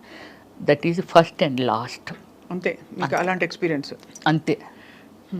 చాలా ఇది వింటేనే అసలు నాకు టెన్షన్ వచ్చేస్తుంది. మీరు నమ్మరు, ఆ రోడ్డు మీద నిలబడలేకపోయాను, కిందకు వచ్చి చాలా దూరం నుంచి షూ మొత్తం అంతా అడుగునంత కచ్చగా అయిపోయింది. అదే అంటే మీరు తప్పించుకోవడానికి ప్రయత్నించారు, వాళ్ళు ఏదో చేద్దామని ట్రై చేశారు. సో ఇది సినిమా అయిన తర్వాతే కోరుకుంటూ పీరియడ్ అయిపోయింది. తర్వాత ఆషాఢం పెళ్లి కొడుకు చేశాను, తర్వాత ఏవో ఇంకొక 2-3 సినిమాలు చేశాను. అలా మీకు పెరుగుతూ మీకు క్యారెక్టర్స్ ఏం వస్తున్నాయని లీడ్ క్యారెక్టర్స్ చేశారు కదా మీరు. అండ్ ఆ తర్వాత you shifted to character roles, లేకపోతే ఇలా సపోర్టింగ్ రోల్స్? నేను స్టార్టింగ్ నుంచి మిక్స్డ్ ఇవి చేశాను. మెయిన్ రోల్స్ లీడ్ రోల్ చేస్తూ కృష్ణ గారితో కూడా హీరోయిన్ చేశాను. ఎవరు నేను అనేసి మూవీ చేశాను. తర్వాత పునీత్ రాజ్ కుమార్తో చేశాను, తర్వాత రమేష్ అరవింద్తో చేశాను, సూర్యతో చేశాను, విక్రమ్ గారితో చేశాను. అంటే నేను ఎలా అయిందంటే నాకు ఎవరు గాడ్ ఫాదర్ లేరు ఫిల్మ్ ఇండస్ట్రీలో, అందుకని చాలా గాడ్ ఫాదర్ లేరు. ఇంతవరకు ఎన్ని టైం చెప్పినా బిలీవ్ చేయగలరా లేదనేది ఇంతవరకు కాంట్రవర్సీ లేదు నా లైఫ్. వెరీ డీసెంట్ అనమాట. ఎవ్వరూ మిమ్మల్ని ఏ టైంలో కూడా ఇబ్బంది పెట్టలేదు అయితే? లేదు. ఇలాంటి సిచ్యువేషన్ ఒకసారి ఎవడో సంథింగ్ అంటే ఇండస్ట్రీలోనే మీకు రకరకాల మనుషులు ఉంటారు కదా, చాలా గొప్పగా పెద్ద మనుషులు చాలా మంది ఉన్నారు. ప్రతి ఇండస్ట్రీలో ఉంటుంది. ఈ ఇండస్ట్రీలో ఏంటంటే కొంచెం రూల్స్ అవి రిలాక్స్డ్ గా ఉంటాయి కాబట్టి వాతావరణాలు కూడా అలా ఉంటాయి, లేట్ నైట్స్ ఉంటాయి. మరి అలాంటప్పుడు మీరు ఇబ్బంది పడకుండా రావడం అనేది చాలా పెద్ద. అంటే నేను ఫస్ట్ నుంచి ఒక టీంని మెయింటైన్ చేసేదాన్ని. తక్కువ టైంలో సాగర్ గారు డైరెక్టర్ గారు ఇప్పుడు మన ఈ లోకంలో లేరు. ఆయన నేను వసేనా మరదల మూవీ చేశాను, రామ్ సక్కనోడు సుమన్ గారితో చేశాను. అప్పుడు కన్నడలో ఆయనే నన్ను ఇంట్రడ్యూస్ చేశారు, అమర్ అక్బర్ అంతోని మూవీ అని. ఇంద్రజ నేను దానికి సుమన్ గారు కాదు, మన సాగర్ గారు డైరెక్టర్ పరిచయం చేశారు. సో ఆ సినిమా తర్వాత అనుకోకుండా చాలా కన్నడలో నేను చేసిన మూవీస్ అన్ని 100 days. కానీ ఇవాళ మీరు ఎంత ప్లెయిన్ గా, అంటే ఒక హీరోయిన్ కు ఉండే అంత లేదు, ఒక సినిమా స్టార్ కు ఉండే ఇది లేకుండా హంగులు ఇంకేం చెప్పాలి, చాలా డౌన్ టు ఎర్త్ గా ఉన్నారు. సో ఏం లేదు స్వప్న గారు, అంటే కొంచెం పీస్ఫుల్గా ఎండ్ ఆఫ్ ద డే నన్ను నేను చూసుకుంటే నేను ఉండాలి అనే ఒక డ్రీమ్ ఉన్న గర్ల్ని నేను. చాలా పీస్ఫుల్గా ఉండాలి, డీసెంట్గా ఉండాలి. ఇప్పుడు ఒకటి మాట్లాడుతాను, నేను పొలిటికల్ లేక వచ్చాను అనుకుందాం. పొలిటికల్ లేక ఎందుకు వచ్చాను అంటే నాకు ఒక డ్రీము. అవును, ఏదైనా ఒకటి అచీవ్మెంట్ సాధించామనంటే దేనిలోనైనా సాధించవచ్చు. ఫస్ట్ మనకి ఒక గోలు, డ్రీము అంటే ఒక ఫ్యాషన్ ఉంటే దాన్ని ఏదైనా చెయ్యొచ్చు అనేది. రైట్. దీనితో రాజకీయంలోకి వచ్చాను. ఎందుకు వచ్చాను అని అంటే సంథింగ్ ఒక బ్రాండ్ క్రియేట్ చేయాలి నా వరకు. అంతే, ఒక అధిష్టానాన్నే ఒక బ్రాండ్ చేయాలనేది కాదు, నా వరకు నేను ఒక బ్రాండ్గా తయారవ్వాలి అంతే. పొలిటికల్ అంటే ఏమిటి, ఓకే పొలిటికల్ ఎందుకు వెళ్ళాము, ఏం చెయ్యాలని అనుకున్నాము, దానికి ప్రభుత్వం నుంచి ప్రజలకి మనం ఓన్లీ మీడియేటర్ మాత్రమే. అవును, ఇది నిజమే కదా, ప్రభుత్వానికి ప్రజలకి మీడియేటర్ మాత్రమే మనం అక్కడి నుంచి వీళ్ళ అవసరాలు ఏంటి, వాళ్ళకి అక్కడి నుంచి మనకి ఏం ఫండింగ్ వస్తుంది, మనం ఏం యూటిలైజ్ చేసామనేది ఒక్కటే రాజకీయం, అంతే నాకు తెలిసింది. కరెక్ట్. ఈ భావంతోనే నేను పొలిటికల్లోకి వెళ్ళాను, నేను ఏదో చెయ్యాలి. కానీ మీ మేనమావ గారా? అయ్యన్న పాత్రుడు మేనమావ గారు నా ఓన్ బ్రదరే ఉన్నారు టీడీపీలో. ఓకే. రామానాయుడు. ఓహో. మాడుగుల మన బూడి ముత్యాలనాయుడు గారి మీద కంటెస్టింగ్ పర్సన్ బ్రదరే. 2014, 2019. మరి మీరు వైసీపీలోకి రావడం ఏంటి అంటే దీనికి కారణం ఏమిటంటండి, ఇప్పుడు పార్టీలు తీసేద్దాం, ఇది మనకొద్దు. నాకున్నది రాజశేఖర రెడ్డి గారి ఇంటి వెనకాల శర్మిలా హౌస్ ఉంది కదా, అరోరా కాలనీయే కదా, అక్కడే నా ఇల్లు ఉండేది. నేను వాకింగ్ అంతకు వెళ్తేప్పుడు అప్పుడప్పుడు ఇలా లుంగి, ఆయన అప్పుడు రాజశేఖర రెడ్డి గారికి పదవులు ఏమి లేవు, ఇలాగా లుంగి పంచి కొట్టుకొని ఒకసారి నన్ను పలకరించారు ఆయన. ఏంటమ్మా ఇంత చెల్లో ఇంత అర్లీ మార్నింగ్ వెళ్ళిపోతున్నాం అంటే, సార్ వాకింగ్ సార్ అంటే, మంచి ఫెమిలియర్ ఫేస్ లాగా ఉంది. దానికి ముందు ఏం చేశారంటే మోహన్ బాబు గారు ప్రెసిడెంట్ మా అసోసియేషన్కి ఏదో మాట్లాడడం కోసమని కొందరు మెయిన్ ఆర్టిస్టులు అందరమే సార్ వాళ్ళ ఇంటికి వెళ్ళాము. ఆయన ఇచ్చిన మనుషులకి ఇచ్చిన రెస్పెక్ట్ అండి అసలు ఒకసారి వెళ్తే ఎవరు మర్చిపోలేరు. అది రాజశేఖర రెడ్డి గారు దగ్గర ఉన్నది, అది నేను చూశాను. తర్వాత ఈ ఆరోగ్యశ్రీ, వీళ్ళు సోషల్ సర్వీస్ పిచ్చి ఉందిగా నాకు. అపోలో హాస్పిటల్కి మనం వెళ్ళామనుకోండి, ఇప్పుడు మన తెలంగాణ వాళ్ళు కచ్చలు వేసి ఇక్కడ చెవులు ఇవన్నీ పెట్టుకొని అక్కడ హాస్పిటల్లో కనబడితే, ఇది స్టార్ హాస్పిటల్, ఇందులో కూడా వీళ్ళు ఎలా ట్రీట్మెంట్ తీసుకోగలుగుతున్నారో, వీళ్ళు చాలా పేదవాళ్ళు కదా అని ఒక ఫీలింగ్. వాళ్ళ దగ్గర డైరెక్ట్ వెళ్ళి అడిగేయటమే. అవ్వా నువ్వు ఇలాగ వచ్చావు కదా, లేకపోతే ఇది ఇలాగా అంటే ఏ కైండ్ ఆఫ్ ఏజ్ ఉంటే వాళ్ళని అలాగా వరుసలు కలిపి మాట్లాడేదాన్ని నేను. మాట్లాడితే మా ముసలోడు ఉన్నాడు, అమ్మ తండ్రి రాజశేఖర రెడ్డి గారు ఆరోగ్యశ్రీ ఇచ్చారు కదమ్మా, దానికని ఇక్కడ ఆపరేషన్ చేయించడానికి వచ్చాను. అలాగే నేను రికమెండేషన్లే గ్యాస్ట్రాలజీల దగ్గరికి వాళ్ళ దగ్గరికి, ఆ గ్యాస్ట్రాలజీగా నాకు తెలుసు, ఆశా సుబ్బలక్ష్మి గారు తెలుసు, నేను మాట్లాడతాను రామ్మని అలా తీసుకెళ్లేదాన్ని. అలాగే 108 మేము షూటింగ్కి వెళ్ళేవాళ్ళం కదా, రాజమండ్రిలో షూటింగ్ జరుగుతుంటే కుయ్యి కుయ్యి కుయ్యి కుయ్యమనుకని వెళ్ళిపోతుంది. నేను డైరెక్ట్ చూడటం అంతవరకు నేనేమీ వినలేదు. వెళ్ళిపోతుంటే పక్కన ముసలి పోనీలే అమ్మ దేవుడిలాగా వచ్చాడు, ఎక్కడ ఏదైనా సరే దిక్కుమాలు సావులు చావకుండా ఒక 5 నిమిషాలు వచ్చి తీసుకొని వెళ్ళిపోయి చాలామందికి ప్రాణదానం చేస్తున్నాడు రాజశేఖర రెడ్డి గారని ఒక పెద్ద ఆవిడ అక్కడ ప్రొడక్షన్ పెట్టారనమాట. ఇడ్లీ అవి మిగిలిపోతే ముందు రోజు వద్దమ్మ మేమే వండుకుంటాం అంటే, పర్లేదు తీసుకోండి బాగుంటాయి మా సినిమా వాళ్ళవే అలాగని చెప్పి ఆవిడ అంటుంటే విన్నానండి. అలా విన్ని దాని మీద ఒక ఇంప్రెషన్. దాని తర్వాత జగన్మోహన్ రెడ్డి అన్న ఈ పాదయాత్రలని అవని ఇవని నాకు సర్వీస్ చేయటానికి ఒక సోర్స్ దొరుకుతుంది ఇక్కడ. అయితే అంటే హార్డ్ వర్కరు, నేను హార్డ్ వర్కర్ని కాబట్టి డెఫినెట్లీ నాకు ఒక బేస్మెంట్ దొరుకుతుందని అనుకొని నేను వైఎస్ఆర్సీపీలోకి వెళ్ళడం. ఎప్పుడు ఇంట్లో మరి వారించలేదా వద్దని, ఎందుకు నేను అలాగా ఒకటి స్వప్న గారు, నేను డిసిషన్ మేకర్ని. అదే చిన్నప్పుడే అందరినీ కాదని నేనేమంటానంటే 10 మంది ఒపీనియన్స్ తీసుకుంటే రకరకాలు ఉంటాయి. మనకి ఏమి నచ్చింది అది గుడ్ ఆర్ బ్యాడ్ తీసుకుని కట్టుబడి ఉండాలి అంతే. నేను దాన్నే ఫాలో అవుతాను. అప్పటి నుంచి ఇప్పటి వరకు నేను అదే ఫాలో అవుతాను, అది నష్టమైన కష్టమైన. ఇప్పుడు నాకు ఒక 5 కోట్లు పోయింది అనుకుందాం, నేను ఎవరితో షేర్ చేయను. చాలా స్ట్రాంగ్ సోల్ మీరు. డెఫినెట్లీ. ఎందుకంటే మీరు చిన్నప్పుడు మొదలు పెట్టారు, అది కోరుకున్న పీరియడ్ నుంచి మొదలుపెట్టి ఎన్ని సినిమాలు ఉంటాయి రమేష్ గారు? 400 అబౌవ్ ఇన్ 9 లాంగ్వేజెస్. మిగతా భాషల్లోకి ఎలా మీరు అలా వెళ్ళిపోయారు? అది నాకు ఏమిటంటే ఫస్ట్ ఇప్పుడు సోషల్ మీడియా వచ్చింది, నాకు ఫస్ట్ నుంచి ఏమిటంటే ఫేస్బుక్ మెయింటైన్ చేయడం ఓన్గానే. ఫేస్బుక్ వరల్డ్ వెళ్ళిపోయేది, నాకు లేని కంట్రీలో ఫ్యాన్స్ లేరు. బ్రెజిల్, పాకిస్తాన్, యుఎస్ఏ, యూకే, ఇంకా వేరే బ్రెజిల్లో అయితే 80 మంది ఉన్నారండి నా ఫ్యాన్స్. అంటే ఫస్ట్ నుంచి ఏమిటంటే నేను ఇంటర్నేషనల్ మోడలింగ్ చేశాను. నేను అది కూడా చేశారు. బ్రిట్నీ స్పియర్కి నేను ఫస్ట్ ప్లేస్లో వచ్చానండి. Eyes and nose and lips నాకు. ఎక్కడ దేనికి అది ఏ పోటీ? గ్లామర్ ఉంటుంది కదా, body language, eyes and lips and skin measures ఇవన్నీ ఉంటుంది కదా, వాళ్ళకి అవన్నీ కావాలి. దానిలో నేను ఫస్ట్ ప్లేస్లో వచ్చాను. నేను ఏ సంవత్సరం అండి? 2004 అండి.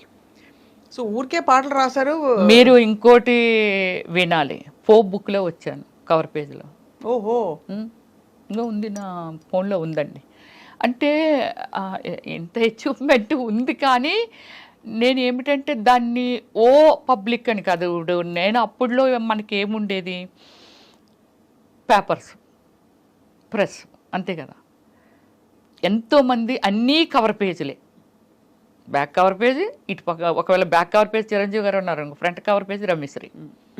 బ్లాఫ్లో నేను ఉన్నాను అనుకో, పవన్ కళ్యాణ్ ఫ్రంట్ పేజీ. ఇలాగ అన్ని మెయిన్ ఇవే. ఇవి ఉన్నాయా మీ దగ్గర? ఇంకా కాపీ ఉన్నాయా? తప్పకుండా. మీరు ఒక్కసారి చేస్తామంటే స్క్రీన్ మీద అలా వెళ్ళొచ్చండి. అన్ని కవర్ పేజీలు అండి, లోపల ఎక్కడ ఏముండవు. కానీ అంత క్రేజ్ ఉన్న మీరు సడన్ గా మళ్ళీ సామాన్యమైన, ఇప్పుడు ఎందుకంటే ఆ తరంలో క్రేజ్ ఉన్న హీరోయిన్లు అందరూ కూడా వాళ్ళు ఒక ఇది మెయింటైన్ చేస్తున్నారు, కానీ మీరు మాత్రం మళ్ళీ మామూలుగా మీ సామాన్యమైన స్థితికి వచ్చేసారు. ఏంటి సామాన్య స్థితి? ఆర్థికంగా చెప్పట్లేదండి, మీ గ్లామరు, స్టార్డమ్ మెయింటైన్ చేయడాలు, సర్కిల్స్ అవి లేకుండా. అంటే కారణం ఏమీ లేదండి.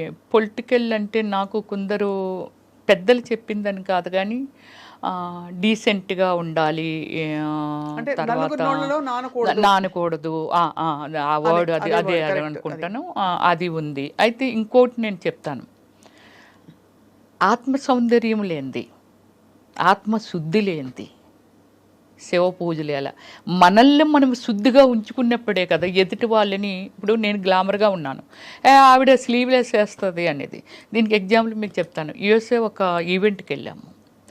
ఈవెంట్కి వెళ్తే అట్లాంటాలో అంటే అప్పటికే ఎప్పటి నుంచో రమ్యశ్రీ ఎందుకు అలాంటి బట్టలు వేసుకుంటుందని అంటుండేవాళ్ళంట. ఐ డోంట్ నో, నాకు అంటే అక్కడికి వెళ్ళాక కానీ ఆ మ్యాటర్ మనకు తెలియదు కదా. సో తర్వాత అంటుండేవాళ్ళంట. చాలామంది ఏమనేవాళ్ళంట, బట్టలది ఏముంది ఇక్కడ మనం వేసుకోవట్లేదా, మనం ఉండేది ఏ కల్చర్లో ఉన్నాం. ఇది దుబాయ్లో విన్నానండి, యుఎస్ఏలో విన్నాను ఈ వర్డ్స్, సేమ్ వర్డ్స్. ఎప్పటి నుంచో తీసుకొద్దామని అనుకుంటున్నారు కానీ ఆవిడ చాలా ఫాష్ ఉంటుంది బట్టలు. ఎక్కడ ఫాష్ ఉంటాను, స్క్రీన్ మీద. నేను వెళ్ళిన తర్వాత అక్కడ ఎలాగ మా వాళ్ళు ఒప్పేనేనండి, అదండి ఇదండి, అబ్బాయి ఏమి డీసెంట్ ఉన్నారు రమ్య గారు మీరు అని అంటే, ఒక ఆయనండి, అందరూ ఉన్నాం డిన్నర్ చేస్తున్నాం, ఆయన అన్నారు, చీర కట్టిన ప్రతి ఆడది పతివ్రత కాదు, వాళ్ళ డ్రెస్సింగ్ దీన్ని పెట్టి ఎవరిని ఎప్పుడు అంచనా వేయకూడదని అందరి మధ్య ఆయన మాట్లాడారు. గ్రేట్. అవును, డైరెక్ట్గా నన్ను ఉద్దేశించి ఇంకోళ్ళు ఉద్దేశించి కాదు, నా వర్షన అల్లో ఉంది ఏది ఎప్పుడో, కానీ అది ఆయన అప్పుడు ఓపెన్ చేశారనమాట అలాగా. సో అలా అంటే ఏమిటంటే ఒక డ్రెస్సింగ్ని పెట్టో లేకపోతే ఏదో పెట్టి, నేను చేసిన సినిమాలు నేను ఒకటే చెప్పాను, నేను బిఎఫ్లు చేయలే, నాకు ఆఫర్లు వచ్చి నేను చేయలే. వచ్చాయా ఆఫర్లు? అయ్యో నేను చెయ్యను, లాయర్ని పెట్టి మరీ వాయించాను తెలుసండి, చాలా ఫోర్స్ ఉండేది నా మీద. ఎవరు ఫోర్స్ చేసేవారు? షూట్ చేసేవాళ్ళు ఎవరైతే దానికి స్పాన్సర్స్ ఉంటారో, ఇదంతా ఉంటుంది కదండి. అంటే చాలా లాంగ్వేజెస్లో చేశాను కదా, బాగా స్ప్రెడ్ అయ్యి వరల్డ్ వైజ్ స్ప్రెడ్ అయ్యాను నేను. సో ఇలా నేను అవాయిడ్ చేస్తే, నేను ఒకటే చెప్తాను, సినిమా ఎనీ ప్రొఫెషన్ దాన్ని మనం ఒక డాక్టర్ అవనియండి, లేకపోతే యాక్టర్ అవనియండి, ఇంజనీర్ అవనియండి, ఒక సివిల్ ఇంజనీర్ బిల్డింగ్ కట్టాలని అంటే అయ్యో ఎంతోమంది ట్రావెలింగ్ ఎన్నో ఇయర్స్ ఉండాలనేది తన మొత్తం అంతా, తన టాలెంట్ అంతా పెట్టి చాలా నిజాయితీగా చెయ్యగలిగితేనే, లేకపోతే ఎందరో ప్రాణాలు పోతాయి. ఇలాగేమిటంటే నా ప్రొఫెషన్లో నేను వచ్చానండి.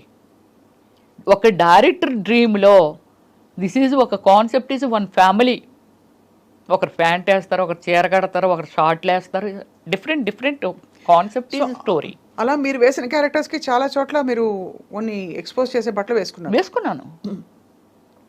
అప్పుడు అదే అంటున్నాను, నాకు డైరెక్టర్ అనే ఆయన కాన్సెప్ట్ అండి. చిరంజీవి గారైనా సరే కొన్ని సినిమాల్లో గోచి పెట్టుకొని పరిగెట్టారుగా అవసరమైతే. అంటే అడవ మనిషిలో చిన్న కట్టుకొని పరిగెట్టారు. ఎనీవన్ దాన్ని నమ్ముకొని, కళామ తల్లిని నమ్ముకొని వచ్చాము కాబట్టి, బట్ వాళ్ళకి ఏం కావాలని ఇన్పుట్ మనం ఇవ్వాలా వద్దా అంటే ఖచ్చితంగా. బట్ మీరు ఎక్కడ ఫీల్ అయ్యారు అంటే, ఫీల్ కాకుండా, మొహమాటం లేకుండా, ఇబ్బంది పడకుండా ఆ బట్టలు వేసుకున్నప్పుడు, క్యారెక్టర్స్ చేసినప్పుడు ఎప్పుడు అనిపించలేదా? నాకు అనిపించలేదండి, అస్సలు అనిపించలేదు. దేన్నైతే నమ్ముకొని వచ్చాను. ఈరోజు పుయిద రమేశ్రీ అంటే, మా అమ్మ నాన్న కడుపుని పుట్టి నేను అక్కడే ఎవరినో పెళ్లి చేసుకొని ఎక్కడో ఉండుంటే అంతే కదా. ఎవరికి తెలుస్తుంది రమ్యశ్రీ ఎవరు అనేది, ఎవరికి తెలుస్తుంది?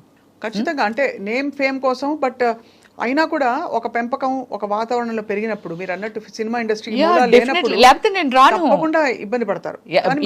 ఇబ్బంది అయినా సరే ఇష్టంగా చేశాను. ఎంతో మంది డైరెక్టర్స్ అన్నారండి, అసలు యాక్టింగ్లో కూడా కోఆపరేషన్ చెయ్యరు. రమ్య గారు ఒక క్యారెక్టర్ మీకు ఎక్స్ప్లెయిన్ చేస్తే, అది సిల్క్ స్మిత్ అని మిమ్మల్ని చూసామండి. ఆ క్యారెక్టర్ని ఎలా మోడ్ చేసేసుకోవాలి, ఎలాంటి డ్రెస్సింగ్ వేసుకోవాలి, ఎలాంటి మేకప్ వేసుకోవాలి. మేకప్ సిల్క్ స్మిత్ అది ఓన్ కాదు, కానీ everything is my self only. Costume design నేనే, కలర్ కాంబినేషను నేనే, అన్నీ మొత్తం డిజైన్ చేసేసుకునేదాన్ని. ఈరోజు సీన్ ఏమిటి, ఎవరెవరు ఆర్టిస్టులు, బ్యాక్గ్రౌండ్ ఏముంటుంది, ఆ బ్యాక్గ్రౌండ్లో నేను ఈ కలర్ చీర కడితే నాకు ఆ కలర్ చీర పంపించేయండి.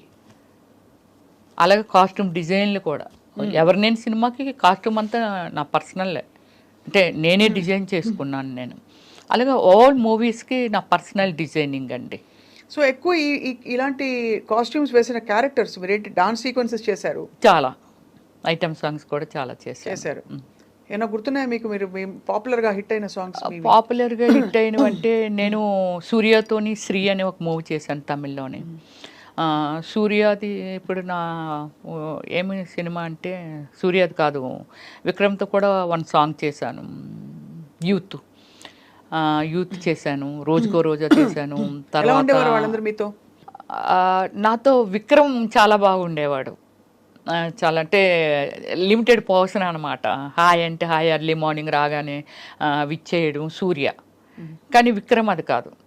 కామెంట్ చేయడము, జోకులు వేయటము, ఇవన్నీ చాలా ఫ్రెండ్లీగా ఉండే. ఎప్పుడైనా లంచ్కో దేనికో పిలవచ్చు కదరా మీ ఏదో చేపలు అంటే, నేను కుకింగ్ ఫేవర్ని అనమాట. అది వదలలేదు. వదలను.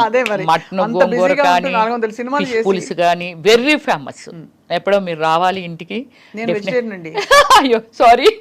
కానీ కాబట్టి మీరు బంగాళదుంపల వేపుడు చక్కగా వెజిటేరియన్ కూడా చాలా అద్భుతంగా చేస్తాను. పప్పు ఫ్లేవర్ అయితే అసలు ఎంత అద్భుతంగా ఉంటుందంటే, తింటుంటే ఆ స్మెల్ చాలండి.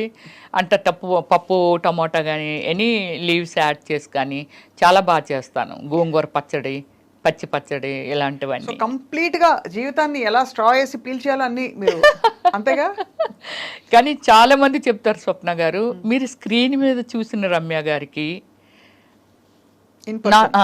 ఇన్సైడ్ మీరు అంటే అవుట్ సైడ్ మీ అంటే బయట చూసిన రమ్య గారికి అసలు సంబంధం కూడా ఉండదు. మీరు చాలా homely and exactly. Cinema time వరకే సినిమా వదిలిస్తే నాకు ఏ లైఫ్ తెలియదండి. పబ్ లైఫ్ తెలీదు, ఫ్రెండ్స్ సర్కిల్ లేరు, తాగడం అలాంటివి అలవాటు ఏమీ లేదండి. అంటే ఇవన్నీ టిపికల్ గా. సిల్క్ స్మిత గారిని కలిసారా మీరు?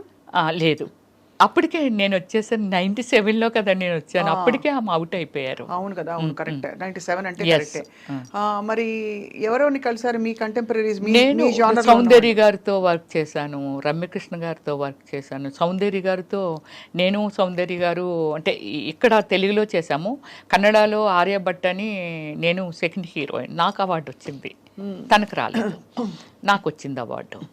సో ఆర్యభట్ అని రమేష్ అరవింద్ హీరో అనమాట. తను ఇట్స్ లైక్ శ్రీకాంత్ మనకి ఎలా హీరో అలా సతీ లీలావతిలో చేశారు కదా. యా. సో ఆయన మూవీ అనమాట. చాలా మూవీస్ చేసాము, ఒక 6 or 7 మూవీస్ చేసాము. చాలా ఫ్రెండ్లీగా ఉండేది. రమ్య నువ్వు అంటే మమ్మల్ని చైర్స్ చేసుకొని ఇంకా వేరే ఎక్కువ ఆర్టిస్టులు ఉంటారు కదా, మాట్లాడుకొని ఇదంతా చేస్తున్నప్పుడు నువ్వేమైనా దూదులు పెట్టుకుంటావు రమ్య, అందరూ సత్తాగా డిస్కస్ చేసి నవ్వినా సరే నువ్వు నవ్వు అలా ఉండిపోతావు ఏమిటి, ఎక్కడో చైర్ వేసుకుంటావేంటి రా, నన్ను రా అనేది, ఎక్కడో చైర్ వేసుకుంటావేంట్రా అనేసి అని. నేనేమి దూదులు పెట్టుకోను, కానీ మ్యాటర్ నాది కాదు కదా, సబ్జెక్ట్ నాది కాదు. అంటే నాతో మాట్లాడో లేకపోతే నా గురించి మాట్లాడితే వింటాను. ఎవరి గురించో మాట్లాడుతున్నారు కాబట్టి అది నాకు సంబంధం లేనిది కదా, అలా నాకు అలవాటు అయిపోయింది ఫస్ట్ నుంచి. నేను అంతే, ఎవరి మ్యాటర్లోకి నేను దూరను. ఎనీ పాజిబిలిటీ స్వప్న గారు చాలా వరకు అయ్యో పాపం అనే హార్ట్ ఉంది నా దగ్గర. అయ్యో పాపం ఇలా అయ్యిందా, అయ్యో మనకి అంటే నాకు ₹1,00,000 వచ్చింది అనుకోండి. చాలా ప్లేసుల్లో నేను ఇది స్టేట్మెంట్ కూడా ఇవ్వడం జరిగింది. నాకు ఒక 1 lakh వచ్చింది, 10,000 ఈజ్ నథింగ్. ఇంకా నాకు 90,000 ఉంది. ఆ 10,000 సాక్రిఫికేషన్ చేస్తాను. ఏమి చెయ్యాలి, దేనికోసం యూజ్ చేయాలి, ఏమిటి అనేది. సో 27 కంట్రీస్ తిరిగాను నేనైతే. ఎంత హైయెస్ట్ రెమ్యూనరేషన్ ఎప్పుడు అందుకున్నారు రమ్య గారు? నేను హైయెస్ట్ రెమ్యూనరేషన్ అయితే ఆర్యభట్టకండి, దానికి అందుకున్నాను. దానికి వచ్చి 15 lakh ఇచ్చారు నాకు. తర్వాత అన్ని ఐటమ్ సాంగ్ చేస్తే 10 lakh. 10 lakhs కూడా. వావ్. సో అయితే మీరు దాన్ని కెరియర్గా మలుచుకుని దాదాపు వెళుతున్న టైంలో మళ్ళీ మీరు చాలా మంది కమెడియన్స్ పక్కన వేశారు. బ్రహ్మానందం ఆల్ కమెడియన్స్తో, సుమన్ శెట్టితో కూడా చేశాను నేను. ఎలా ఉండేవారు అందరూ? అప్రిషియేటివ్గా అందరూ. నాకు ఎల్బి శ్రీరామ్ గారు నా సినిమాలో కూడా చేశారు కదండి. సో లైక్ ఒక ఫాదర్ లాగా అనిపించేవాళ్ళు. బ్రహ్మానందం గారు, అందరికంటే బ్రహ్మానందం గారితో చాలా ఎక్కువ, హేమ గారి కంటే నేను ఎక్కువ చేస్తుంటాను బ్రహ్మానందం గారితో. బట్ నేనేమిటంటే అంటే అందరికీ తెలుసు చాలా లిమిట్లో ఉంటుంది. రా అమ్మాయి వెళ్ళాడబోదాం, రావచ్చు కదా సరదాగా అని అన్నారనుకోండి, నేను ఏదో పని పెట్టుకునేదాన్ని. అంటే వేరే స్టేట్లో బ్రహ్మానందం గారు కానీ అలా రూమ్లో ఏం చేస్తావు, షూటింగ్ చేసి వచ్చి రావచ్చు కదా సరదాగాన. అలా అంటే సార్ నాకు ఇలాగా మాకు తెలిసిన వాళ్ళు ఉన్నారు అంటే, ఏదో ఇప్పుడు నన్ను ఏమి కొట్టరు. అలాగే నేను సఫర్ అయింది బాబు మోహన్ గారితో కానీ. సో అంటే వాళ్ళకి అర్థమైపోయేది ఒక 3 డేస్లోనో ఎప్పుడో 1 డే అంటే ఏదో చెప్పొచ్చు, 3rd డేస్ అలా ఉంటాయి కదా, వాళ్ళకి అర్థమైపోయి ఉండేది ఈ అమ్మాయి కావాలని అవాయిడ్ చేస్తుంది అని. సో అలా ఇప్పుడు నేను చెప్తానండి, హేమా గారు లేకపోతే ఇంకోళ్ళు ఎవరో స్టేట్మెంట్ ఇచ్చారు, బ్రహ్మానందం గారు నా విషయంలో కూడా అలా ప్రవర్తించారండి. బాబు మోహన్ గారు కూడా ఏ అమ్మాయిని చూస్తారా, మమ్మల్ని చూడరా ఏంటి, అమ్మాయి ఉంటేనే సినిమా ఆడుతుందా అలాగే ఇలాగని చెప్పి నన్ను అవాయిడ్ చేసిన వాళ్ళు ప్రొఫెషనల్ గా అంతే అంతే. సో ఒక మామూలుగా పర్సనల్ లైఫ్స్లోకి మేము వెళ్ళామండి, బట్ ఎక్కడో ఒక చోట చదివాను మీకు చిన్నప్పుడే పెళ్ళయ్యి తర్వాత మీరు విడిపోయారని చెప్పి. విడిపోలేదు. అందుకే మీరు ఒకటి అంటే మీరు దానిలో చాలా బెస్ట్ ప్లేస్లో ఉన్నారు కాబట్టి చూడండి, నా మీద ఎక్కడ ఎవరితోనో లవ్లో ఉన్నదను, లేకపోతే వీళ్ళతో డేట్లో ఉందను, లేకపోతే సంథింగ్ నాది ఎక్కడ వినరండి. నాకంటూ కొన్ని మోరల్ వాల్యూస్ ఉన్నాయి, దాన్ని నేను ఎంత రెస్పెక్ట్ చేయాలో అంతే రెస్పెక్ట్ చేస్తాను. నా ఫ్యామిలీ దీన్ని ఏ రోజు స్క్రీన్ ముందుకి నేను తీసుకురాలా. Okay, any interview anything that is my personal life, cinema ఫీల్డ్కి సంబంధం లేనిది. ఓకే, ఫ్యాన్స్ క్యూరియాసిటీ ఉంటుంది ఏమిటి ఏమిటి ఏమిటి అని, బట్ సేమ్ టైం నన్ను ప్రపోజ్ చేసిన వాళ్ళు కూడా అవుట్ ఆఫ్ కంట్రీ, ప్యారిసా లేకపోతే యుఎస్ఆ, పెద్ద పెద్ద డాక్టర్లు వీళ్ళంతా ఉన్నారు. నా పాలసీ ఎలా ఉంటుంది అంటే, ఇంతకు మించి అయితే మనం తినలేము. హయ్యెస్ట్ లైఫ్ స్టైల్ అంటే ఇస్ గాడ్ ఇచ్చాడు, ఒక సిస్టమేటిక్గా నేను దాన్ని సెక్యూర్ చేశాను. ఇంకింతకు మించి ఒక బెంచ్ కారు ఎనీథింగ్ లోపల ఇవైతే అవే ఉంటాయి. ఒక లగ్జరీ చూసేసిన తర్వాత ఇంకే కారుకి వెళ్ళిపోయినా అదే ఉంటుంది.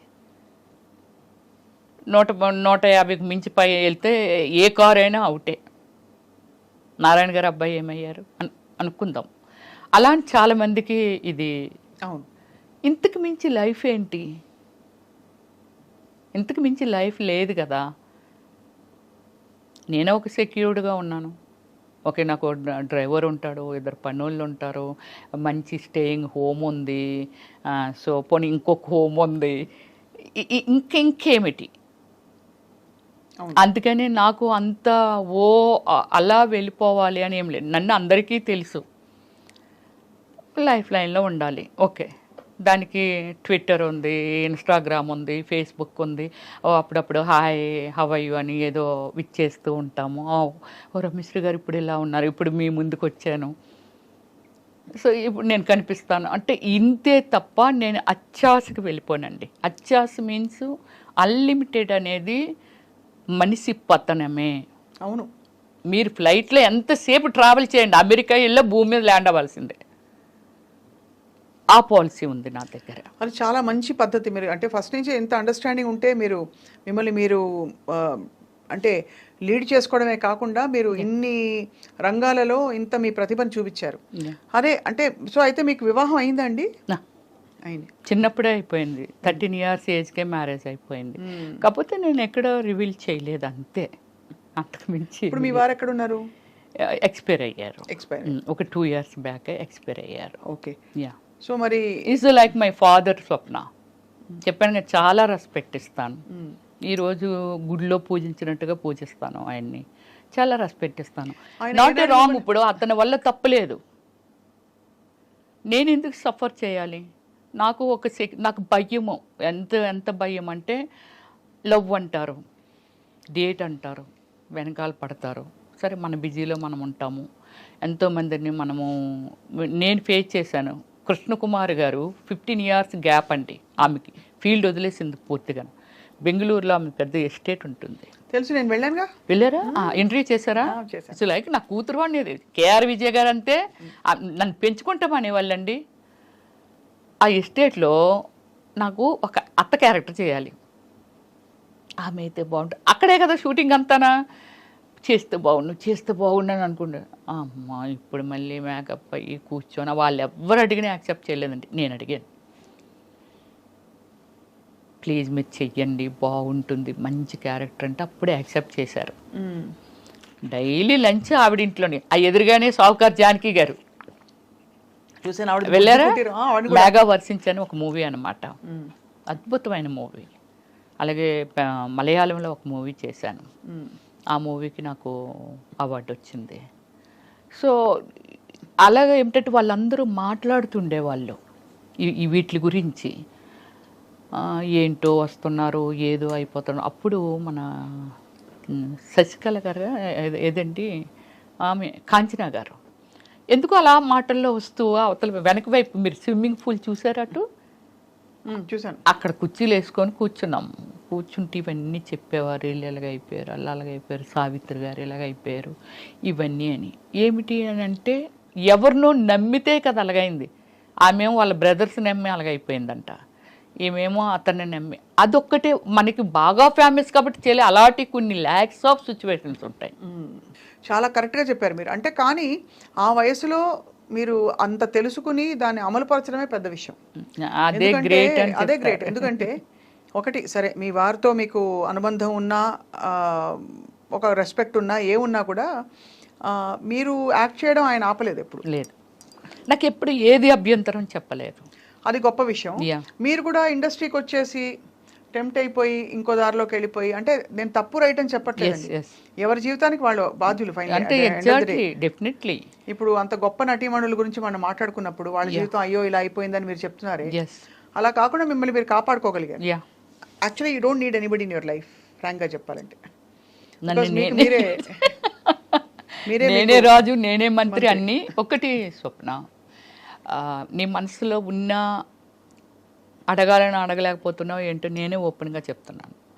సినిమా ఫీల్డ్లో అంటే not only field, any place pressure ఉంటుంది, సెక్సువల్ ప్రెజర్ వాట్ ఎవర్, హౌస్ వైఫ్లకు కూడా ఉంటుంది.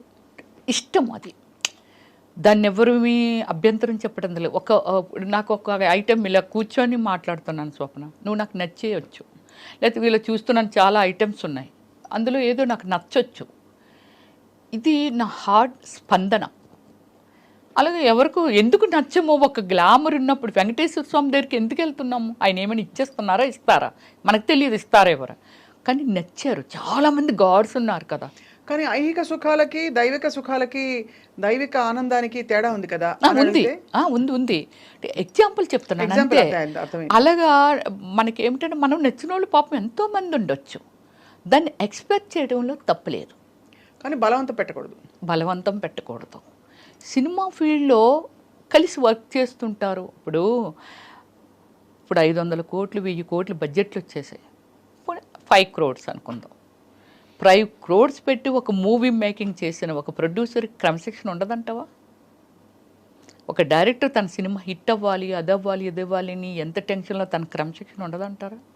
ఒక మనిషిని ఒక రిక్వెస్ట్ దానిలో పెట్టారు అని అంటే ఇష్టం అయ్యి, అంటే ఈ ట్రావెలింగ్లో ఏదో నచ్చింది. ఎందుకు రోడ్డు మీద నేను వెళ్తూ ఉంటాను కదా, నాకు డ్రైవ్ అంటే చాలా ఇష్టం, వెరీ స్పీడ్ డ్రైవర్ని నేను. వెళ్తుంటాం కదా, ఒక లొకేషన్ ఏదైనా నచ్చిందని ఆపేసి అక్కడ ఒక 10 నిమిషాలు ఏదో రిలాక్స్గా అంతా వాచ్ చేసి అప్ప చాలా బాగుంది, ఎటు కాసేపు కూర్చుంటే బాగున్ను అలా అనిపిస్తుంది నాకు. అలాగే ఒక ఇష్టాన్ని ఎవరిని స్టాప్ చేయలేము. బట్ అలా నచ్చి అడిగిన వాళ్ళు చాలామంది ఉన్నారు నన్ను పెద్దవాళ్ళు ఎవరైనా చాలా పెద్దవాళ్ళు. కానీ ఏ రోజు నేను రాంగ్ స్టెప్ వేయలేదు. అంటే నాకు ఒకవేళ సినిమా ఇవ్వమన్నారని అనుకుందాం, అదే కదా మెయిన్, ఐ డోంట్ కేర్. మీరే ప్రొడ్యూసర్ లేరు, మీరు ఒక్కలే డైరెక్టర్ లేరు, నేను ఒక్కదాన్ని ఆర్టిస్ట్ లేను, ఇది కూడా చెప్తా. సో ఏం చెప్పుకునేవారు, ఏది రావాల్సి ఉంటే అది వస్తుంది అంతే. ఇప్పుడు మనము మార్కెట్లోకి వెళ్ళాము కదా, ఒక ఐటమ్ మార్కెట్లో పెట్టినప్పుడు ఒక్కలే వెళ్ళి చూసి వెళ్ళిపోరు కదా, ఇంకెంతోమంది వస్తుంటారు, ఎవరో ఒకరికి నచ్చి కొనుక్కుంటారు కదా. అంతే, ఒక కళాకారునిగా నేనున్నాను, ఎంతోమంది సినిమాలు చేస్తున్నారు, చేసినప్పుడు నా అవసరం రమ్యశ్రీ అయితే భలే ఉంటుంది, ఆ సినిమాలు చాలా బాగా చేసింది. నువ్వు నేను సినిమా తర్వాత సునీలు నేను మా అదృష్టం ఏంటో తెలియదు, అంత బిజీ అయిపోయాం. డైలీ ఒక 3-4 షూటింగ్స్, ఒక్కొక్కసారి 10 days కూడా నేను నిద్రపోయేదాన్ని కాదు. నైట్ 2 వరకు డాన్స్, ఏదైనా ఐటమ్ సాంగ్ స్ట్రైన్ అయిపోదాన్ని. ఎక్కడో అడవుల్లో పెట్టేవాళ్ళు, ఎక్కడో పెట్టేవాళ్ళు. మళ్ళీ వేరొకరు location 7 o'clock, morning hour 7 o'clock call sheet. నేను ఎప్పుడు ఇంటికి వెళ్ళాలి, ఎప్పుడు పడుకోవాలి, ఎన్ని చేయాలి. ఇప్పటికే నా దగ్గర ఒక అసిస్టెంట్ ఉండేదండి, లక్ష్మి అనేసి. ఇప్పటికీ మాట్లాడుతుంది పిల్లలతో. పెద్దోళ్ళు అయిపోయారు, ఇంటర్మీడియట్ ఏదో చదువుతున్నారు. 10 years ఉంది అమ్మాయి నా దగ్గర. అమ్మాయి కోవే సరళ, తర్వాత రజిత గారు, వీళ్ళందరూ ఏటా పిల్ల పిచ్చిదాన్ని ఉంది, అలాడదాన్ని పెట్టుకున్న అందంగా ఉండేదాన్ని పెట్టుకో అన్నారు. 10 years ఉందండి. Everything only that girl. అన్ని చూసుకుంటా అన్ని కామ్మాయే. ఎంతమంది సీమరాని ఇచ్చి మంది, సౌందర్య ఇచ్చి మంది, శకిల ఇచ్చి మంది. అమ్మాయిని మేము అమ్మాయి వేస్తుంది, మేము అంతకు 3 ఇంతలు 10 ఇంతలు ఇస్తాం వచ్చి అని అనేవారు. అంటే నాకు నిద్ర లేకపోయినా సరే అమ్మాయి మొత్తం అంతా మేనేజ్ చేసి 1 గంట పడుకుంటారు, మొత్తం అంతా బాత్రూంలో హీటర్ ఆన్ చేసేయడం, అది చేసేయడం, ఇది చేసేయడం, మేకప్ సామాన్ పెట్టేయడం. నెక్స్ట్ సినిమా ఏంటి, నా ఏం డ్రెస్ వేస్తాను, ఎలాగేస్తాను, దానికి షేడ్లు కూడా అమ్మాయికి వచ్చేసాయి. అంటే ఈ షేడ్ వేస్తారు మేడం గారు, ఈ కలర్ చీర కడతానన్నారు అని. అంత బ్యూటిఫుల్ వర్కర్ అండి. ఇప్పటికంతకే నేను మర్చిపోలేకపోయాను. 1 ఎకరం ల్యాండ్ కూడా అమ్మాయికి పండించుకొని ఇచ్చాను. మా విలేజ్ వాళ్ళది కొత్తపల్లి, మాది కొత్తూరు, పక్క విలేజెస్ అనమాట. చాలా చిన్నప్పుడు వచ్చింది అమ్మాయి.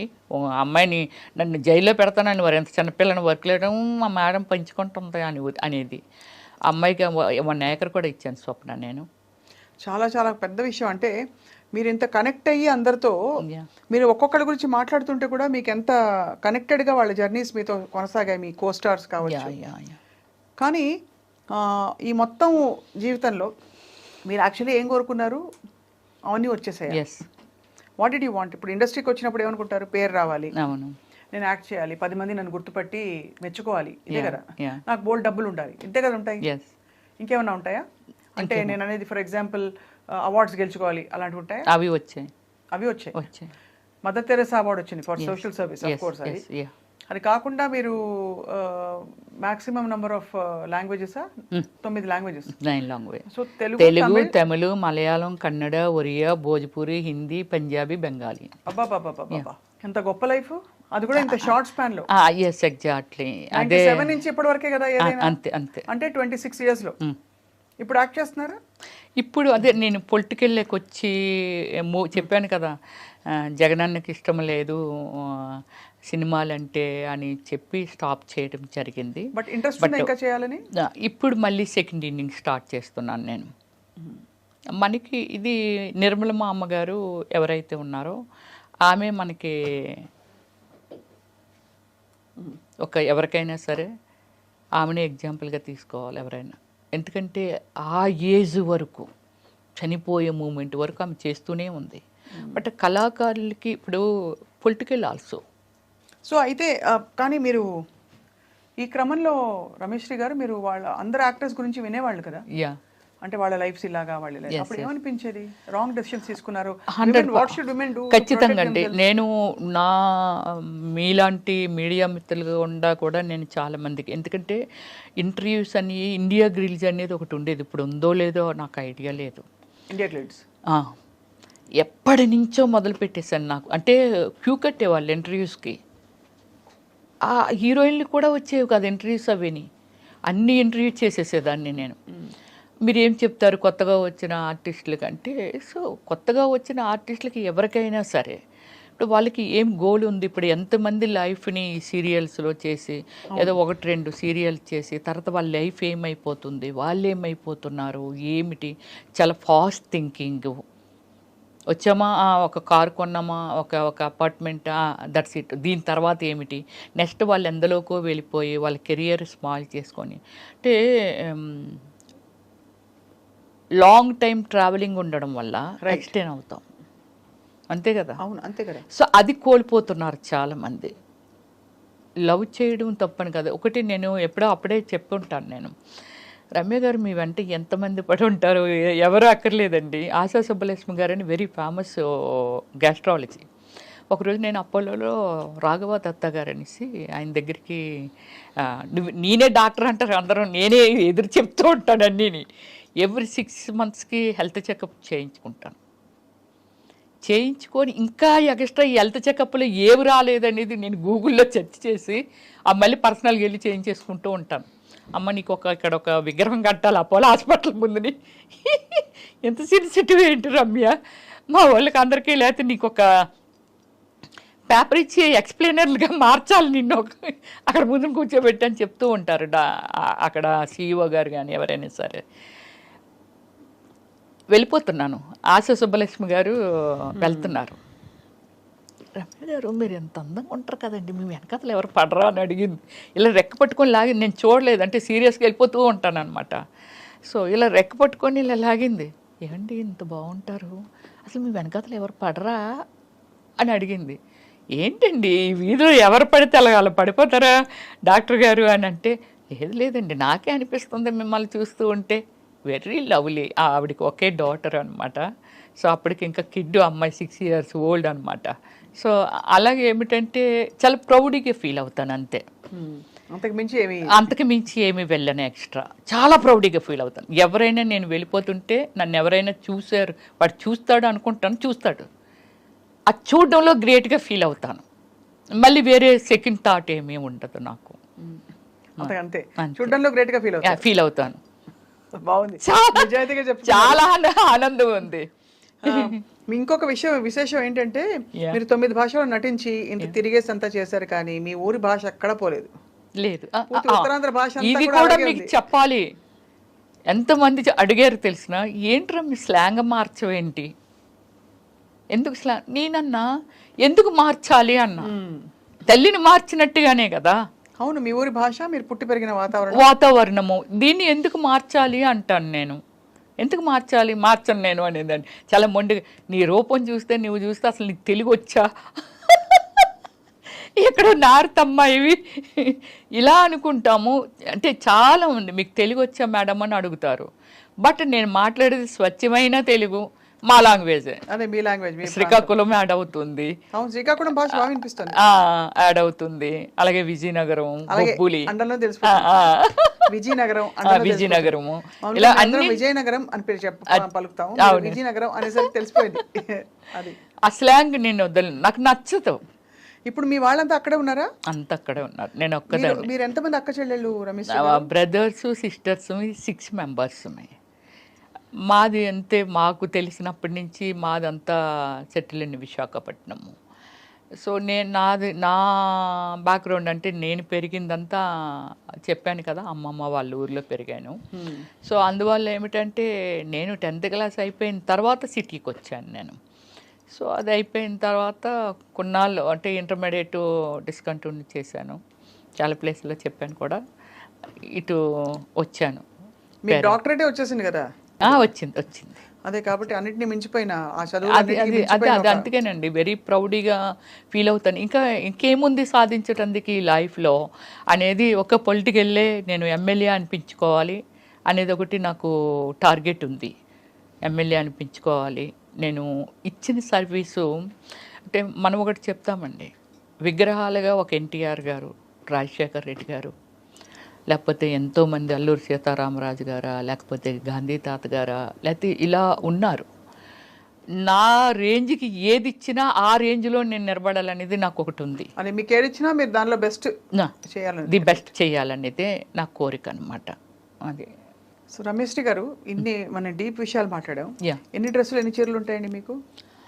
నాకు సారీస్ అంటే ఒక 1000 above ఉంటాయి. అంటే చాలాన్ని కట్టకుండానే చాలా మందికి సూట్ కేసులతో ఇచ్చేస్తూ ఉంటాను. ఎందుకలా?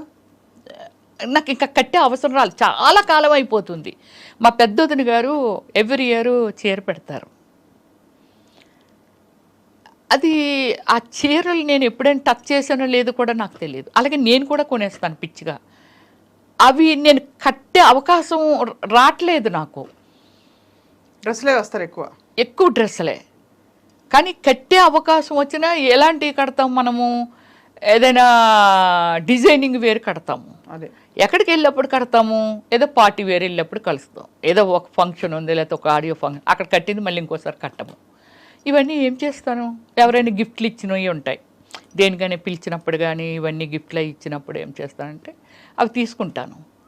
పోచిన పెళ్ళి వెళ్ళాం, అక్కడ ఏవో చీరలు ఇస్తారు, ఒక 3-4 ఇవి చాలా బాగుంటాయండి కలర్ అనేసి.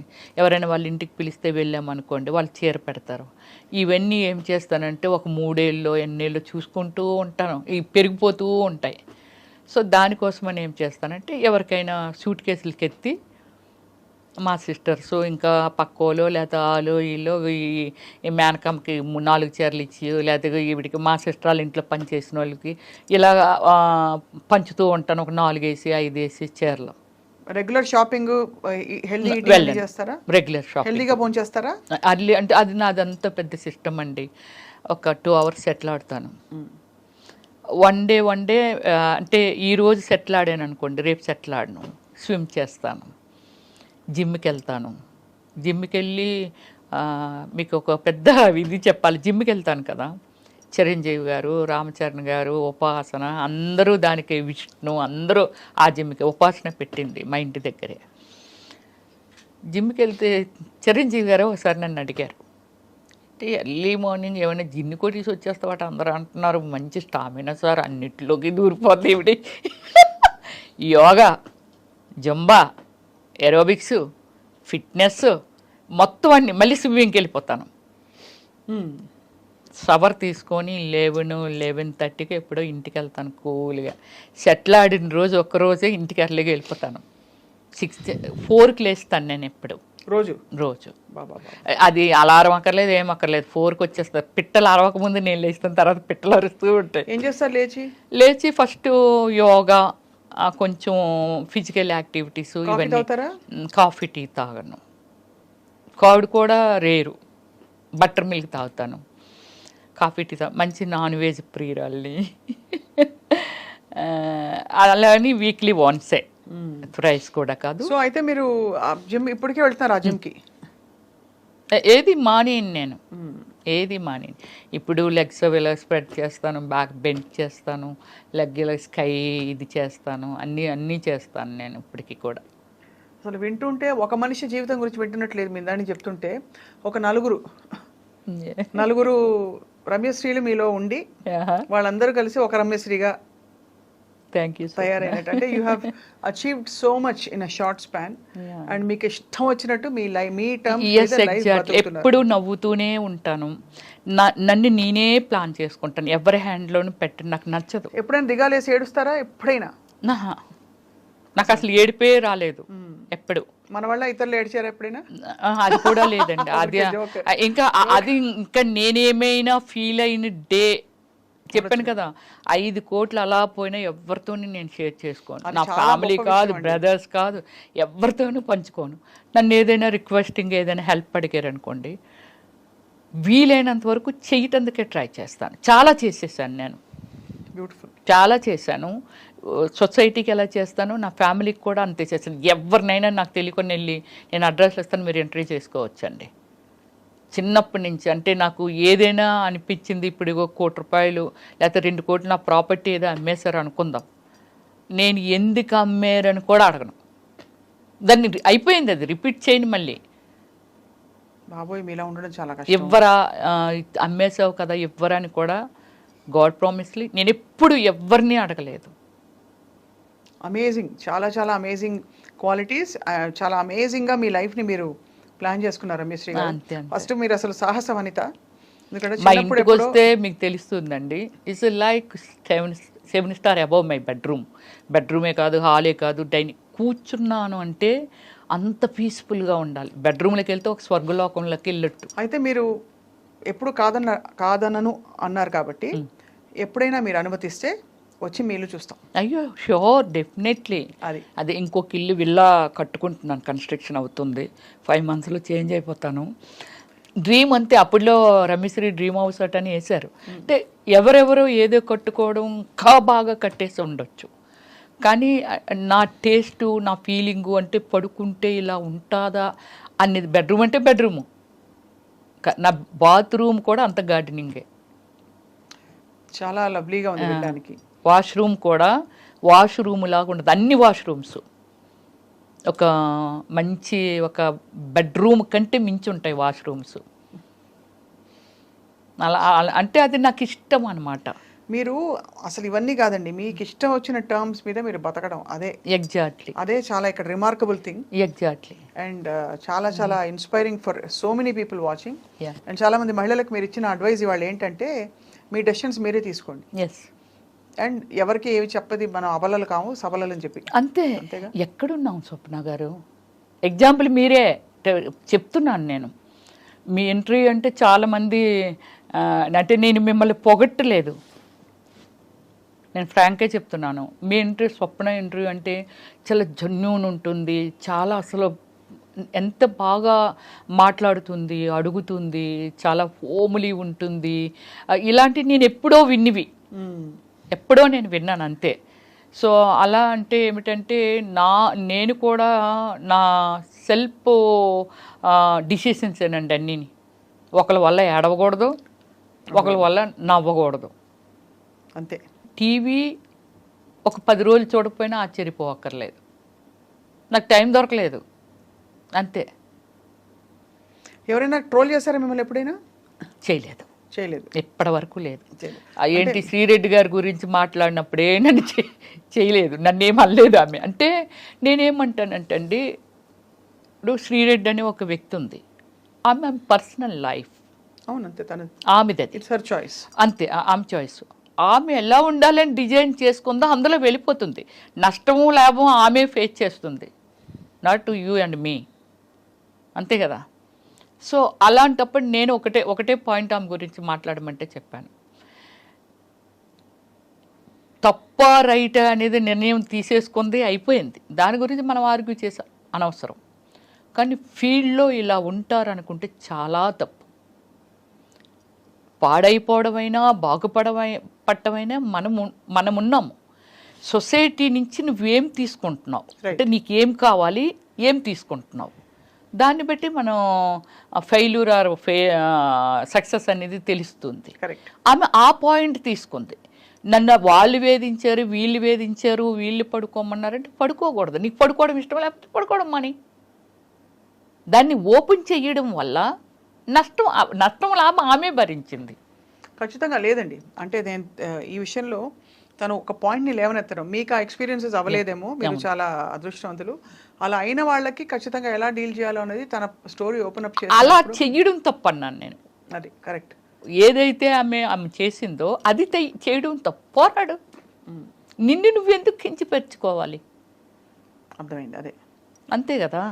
ఎందుకంటే తర్వాత బాధలు వాళ్ళకే కదా, కాబట్టి అది రైట్. గుడ్ ఆర్ బ్యాడ్ మనం తీసుకుంటాము. ఏముందండి, పండు ఉంది చెట్టునంటే రాయి ఇసరటందుకి, పండు లేని చెట్టుని ఎవ్వరు ఏమి కొట్టరు, పండుని దగ్గర రాళ్ళు అందరూ ఇసురుతుంటారు. బట్ దాన్ని ఏమిటంటే జాగ్రత్తగా మళ్ళీ ఆ పండు రాలిపోయినా చివరిస్తుంది, మళ్ళీ అన్నీ అవుతుంది, అన్నీ చేస్తుంది. కాకపోతే డిసిషన్ ఈజ్ రాంగ్ అంటాను అంతే. ఆమె ఒక ఎగ్జాంపుల్, నువ్వు చేసింది ఇలా జరుగుతుంది, ఇది తప్పు, ఇలా చెయ్యకూడదు, ఇలా బిహేవ్ చేస్తున్నారు అనేది అలా చెప్పుంటే ఇంకా చాలా దూరం వెళ్ళి ఉండేది అది. కానీ నీకు నువ్వుగా శిక్ష వేసుకున్నావు. అంటే అది చాలా మందికి తప్పుకి రైట్కి మధ్య ఉండే ఒక ఏమంటారు క్లారిటీ లేకపోవడం. అది బికాస్ చాలా మంది ఇరుక్కుపోతారండి ఆ సిచ్యువేషన్ లో.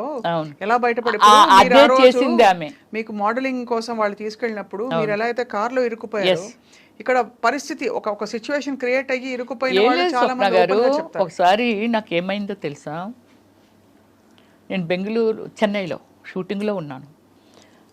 10 డేస్లో షెడ్యూల్ అయిపోతుంది అనుకునేది 13 డేస్ పెట్టింది, 3 డేస్ ఎక్స్ట్రా పెట్టింది. కొంచెం డిస్టర్బ్ అయ్యారు, లాంగ్ షెడ్యూల్ కదా. నాకు ఇంట్లో ఒక సర్వెంట్ ఉండేది, నాతో పాటు ఒక ఆమె వచ్చేది, ఒక ఆమె ఉండేది, ఇంట్లో ఉండిపోయేది. అమ్మ ఎవరో వస్తున్నారు, మీ ఫోటోలు అంట అవి అంటే నేను ఎప్పుడు మాట్లాడగలను, నైట్ ఈవినింగ్ వరకు స్ట్రైన్ అయ్యి వస్తాం, నైట్ పడుకునే ముందంటే చిరాకు కొట్టేది, అర్లీ మార్నింగ్ అంటే మేకప్ అది ఇది అంతా హడావుడి.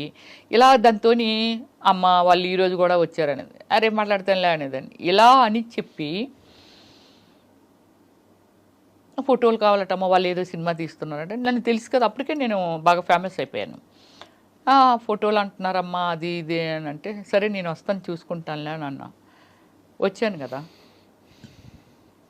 వచ్చిన తర్వాత ఒక అతను వచ్చాడు, అమ్మ మీ ఫోటోలు కావాలమ్మా అంటే, ఆల్బమ్ అది నాకేమీ లేదు బాబు ఆల్బమ్లు అవిని. రమ్మిశ్రీ ఎవరంటే చెప్తారు కదా, అంటే ఇప్పుడులాగా మనమేమి ఎక్కడ చర్చ చేస్తే దొరకవు కదా, ఎవరిని అడిగినా చెప్తారు రమ్మిశ్రీ ఎవరంటే. ఇప్పుడు నన్ను ఆల్బమ్ అది అడుగుతా అంటే, సరే ఫోటోలు ఉన్నాయిలే అని కొన్ని ఇచ్చా. పట్టుకెళ్ళిన తర్వాత వాళ్ళ అబ్బాయిని పంపించిందండి ఆవిడ. ఇప్పుడు ఆవిడ కూడా కళాకారిణి, కానీ ఆవిడ కళాకారిణి అనేది నాకు నిజంగానే తెలియదు. ఆ ఫోటోలు ఇచ్చి అంటే నాకు టైం దొరికినప్పుడల్లా అడుగుతూ ఉండేదాన్ని. సో ఆమె ఎప్పటికీ ఫొటోస్ ఇవ్వట్లేదు. రెండమ్మ తీసేసుకుందరు అంటే, గోల్డ్ స్పాట్ కంపెనీ ఉండేది, ఐడియా ఉందా అమీర్పేట దగ్గర? దాని ఆపోజిట్ గల్లీ. అంటే లైఫ్లో కొన్ని మనము ఫేస్ చేసి అవి మనకి ఎప్పటికీ మెమరీ. మీ రూపాన్ని నేను చూశాను, నాకు ఎప్పటికీ చనిపోయేంత వరకు మీరు ఎక్కడో అక్కడ టచ్ చేస్తూనే ఉంటారు ఇక్కడ. సో సరే ఏంటి ఇవిడి ఎవరిని పంపినా ఫోటోలు ఇవ్వట్లేదేంటి అని చెప్పి అటువైపే వెళ్తూ, మారెడ్డి గారు, నేను అప్పుడు రెంట్కు ఉండేదాన్ని స్వప్న అరోరా కాలనీలో. తర్వాత ఆయన దగ్గరే హౌస్ కొనేసుకున్నాను, ఇప్పుడు అమ్మేశాను కూడా అది. ఆయన, అమ్మ రా అమ్మ నేను అట్టే పోతున్నానులే, తీసుకెళ్తాను, ఆడపిల్లవి నువ్వు, నాకు డ్రైవింగ్ రాదు కదా, నాకు జన్ కారు ఉండేది కానీ డ్రైవింగ్ రాదు. వెళ్ళా, అయితే అక్కడ పెద్ద ఒక హంగామా ఉంది, డ్రింక్ చేసేవాళ్ళు తినేవాళ్ళు ఒక 6-7 మగవాళ్ళు వీళ్ళంతా. ఈ వాతావరణం నిజంగా నాకు తెలియదు. ఏంటమ్మా వీళ్ళు ఎలా తాగుతున్నారు, వీళ్ళు ఏంటి వీళ్ళు ఇదేంటి అలా అనుకున్నాను. సరే నా ఫొటోస్ ఇచ్చి వెళ్ళిపోతాను అన్నా. అంటే ఏమిటో కథ చెప్పింది, నా కూతురు అలాగైపోయింది, నేను అతనికి 2వ భార్య, అతను ఎవరో తెలియదు, నాకు ఏదో చెప్తుంది, నువ్వు హెల్ప్ చేయాలంటే ఏ విధంగా చేయాలి అన్నాను. అంటే అలా కదమ్మా నీ హెల్ప్ కావాలి తల్లి, నా కూతురు అనుకో నువ్వు అని. సరే నా ఫోటోలు ఇవ్వు, సరే నేను ఏదో ఒకటి చెప్తానులే అని అనుకొని వచ్చేసాను. అదే రోజు నైటు విపరీతమైన వర్షం, సినిమా సీన్ లాగే ఉంది. ఒక అబ్బాయి ఫుల్గా డ్రింక్ చేసి మా ఇంటి మెట్ల దగ్గరికి వచ్చాడు. ఎదురుగా ముస్లిమ్స్ ఉంటారు, అంటే ఆపోజిట్ హౌస్. నేను లేను, మా సర్వెంట్ తీసింది డోరు, మాకు గ్రిల్ ఉండేది ముందని.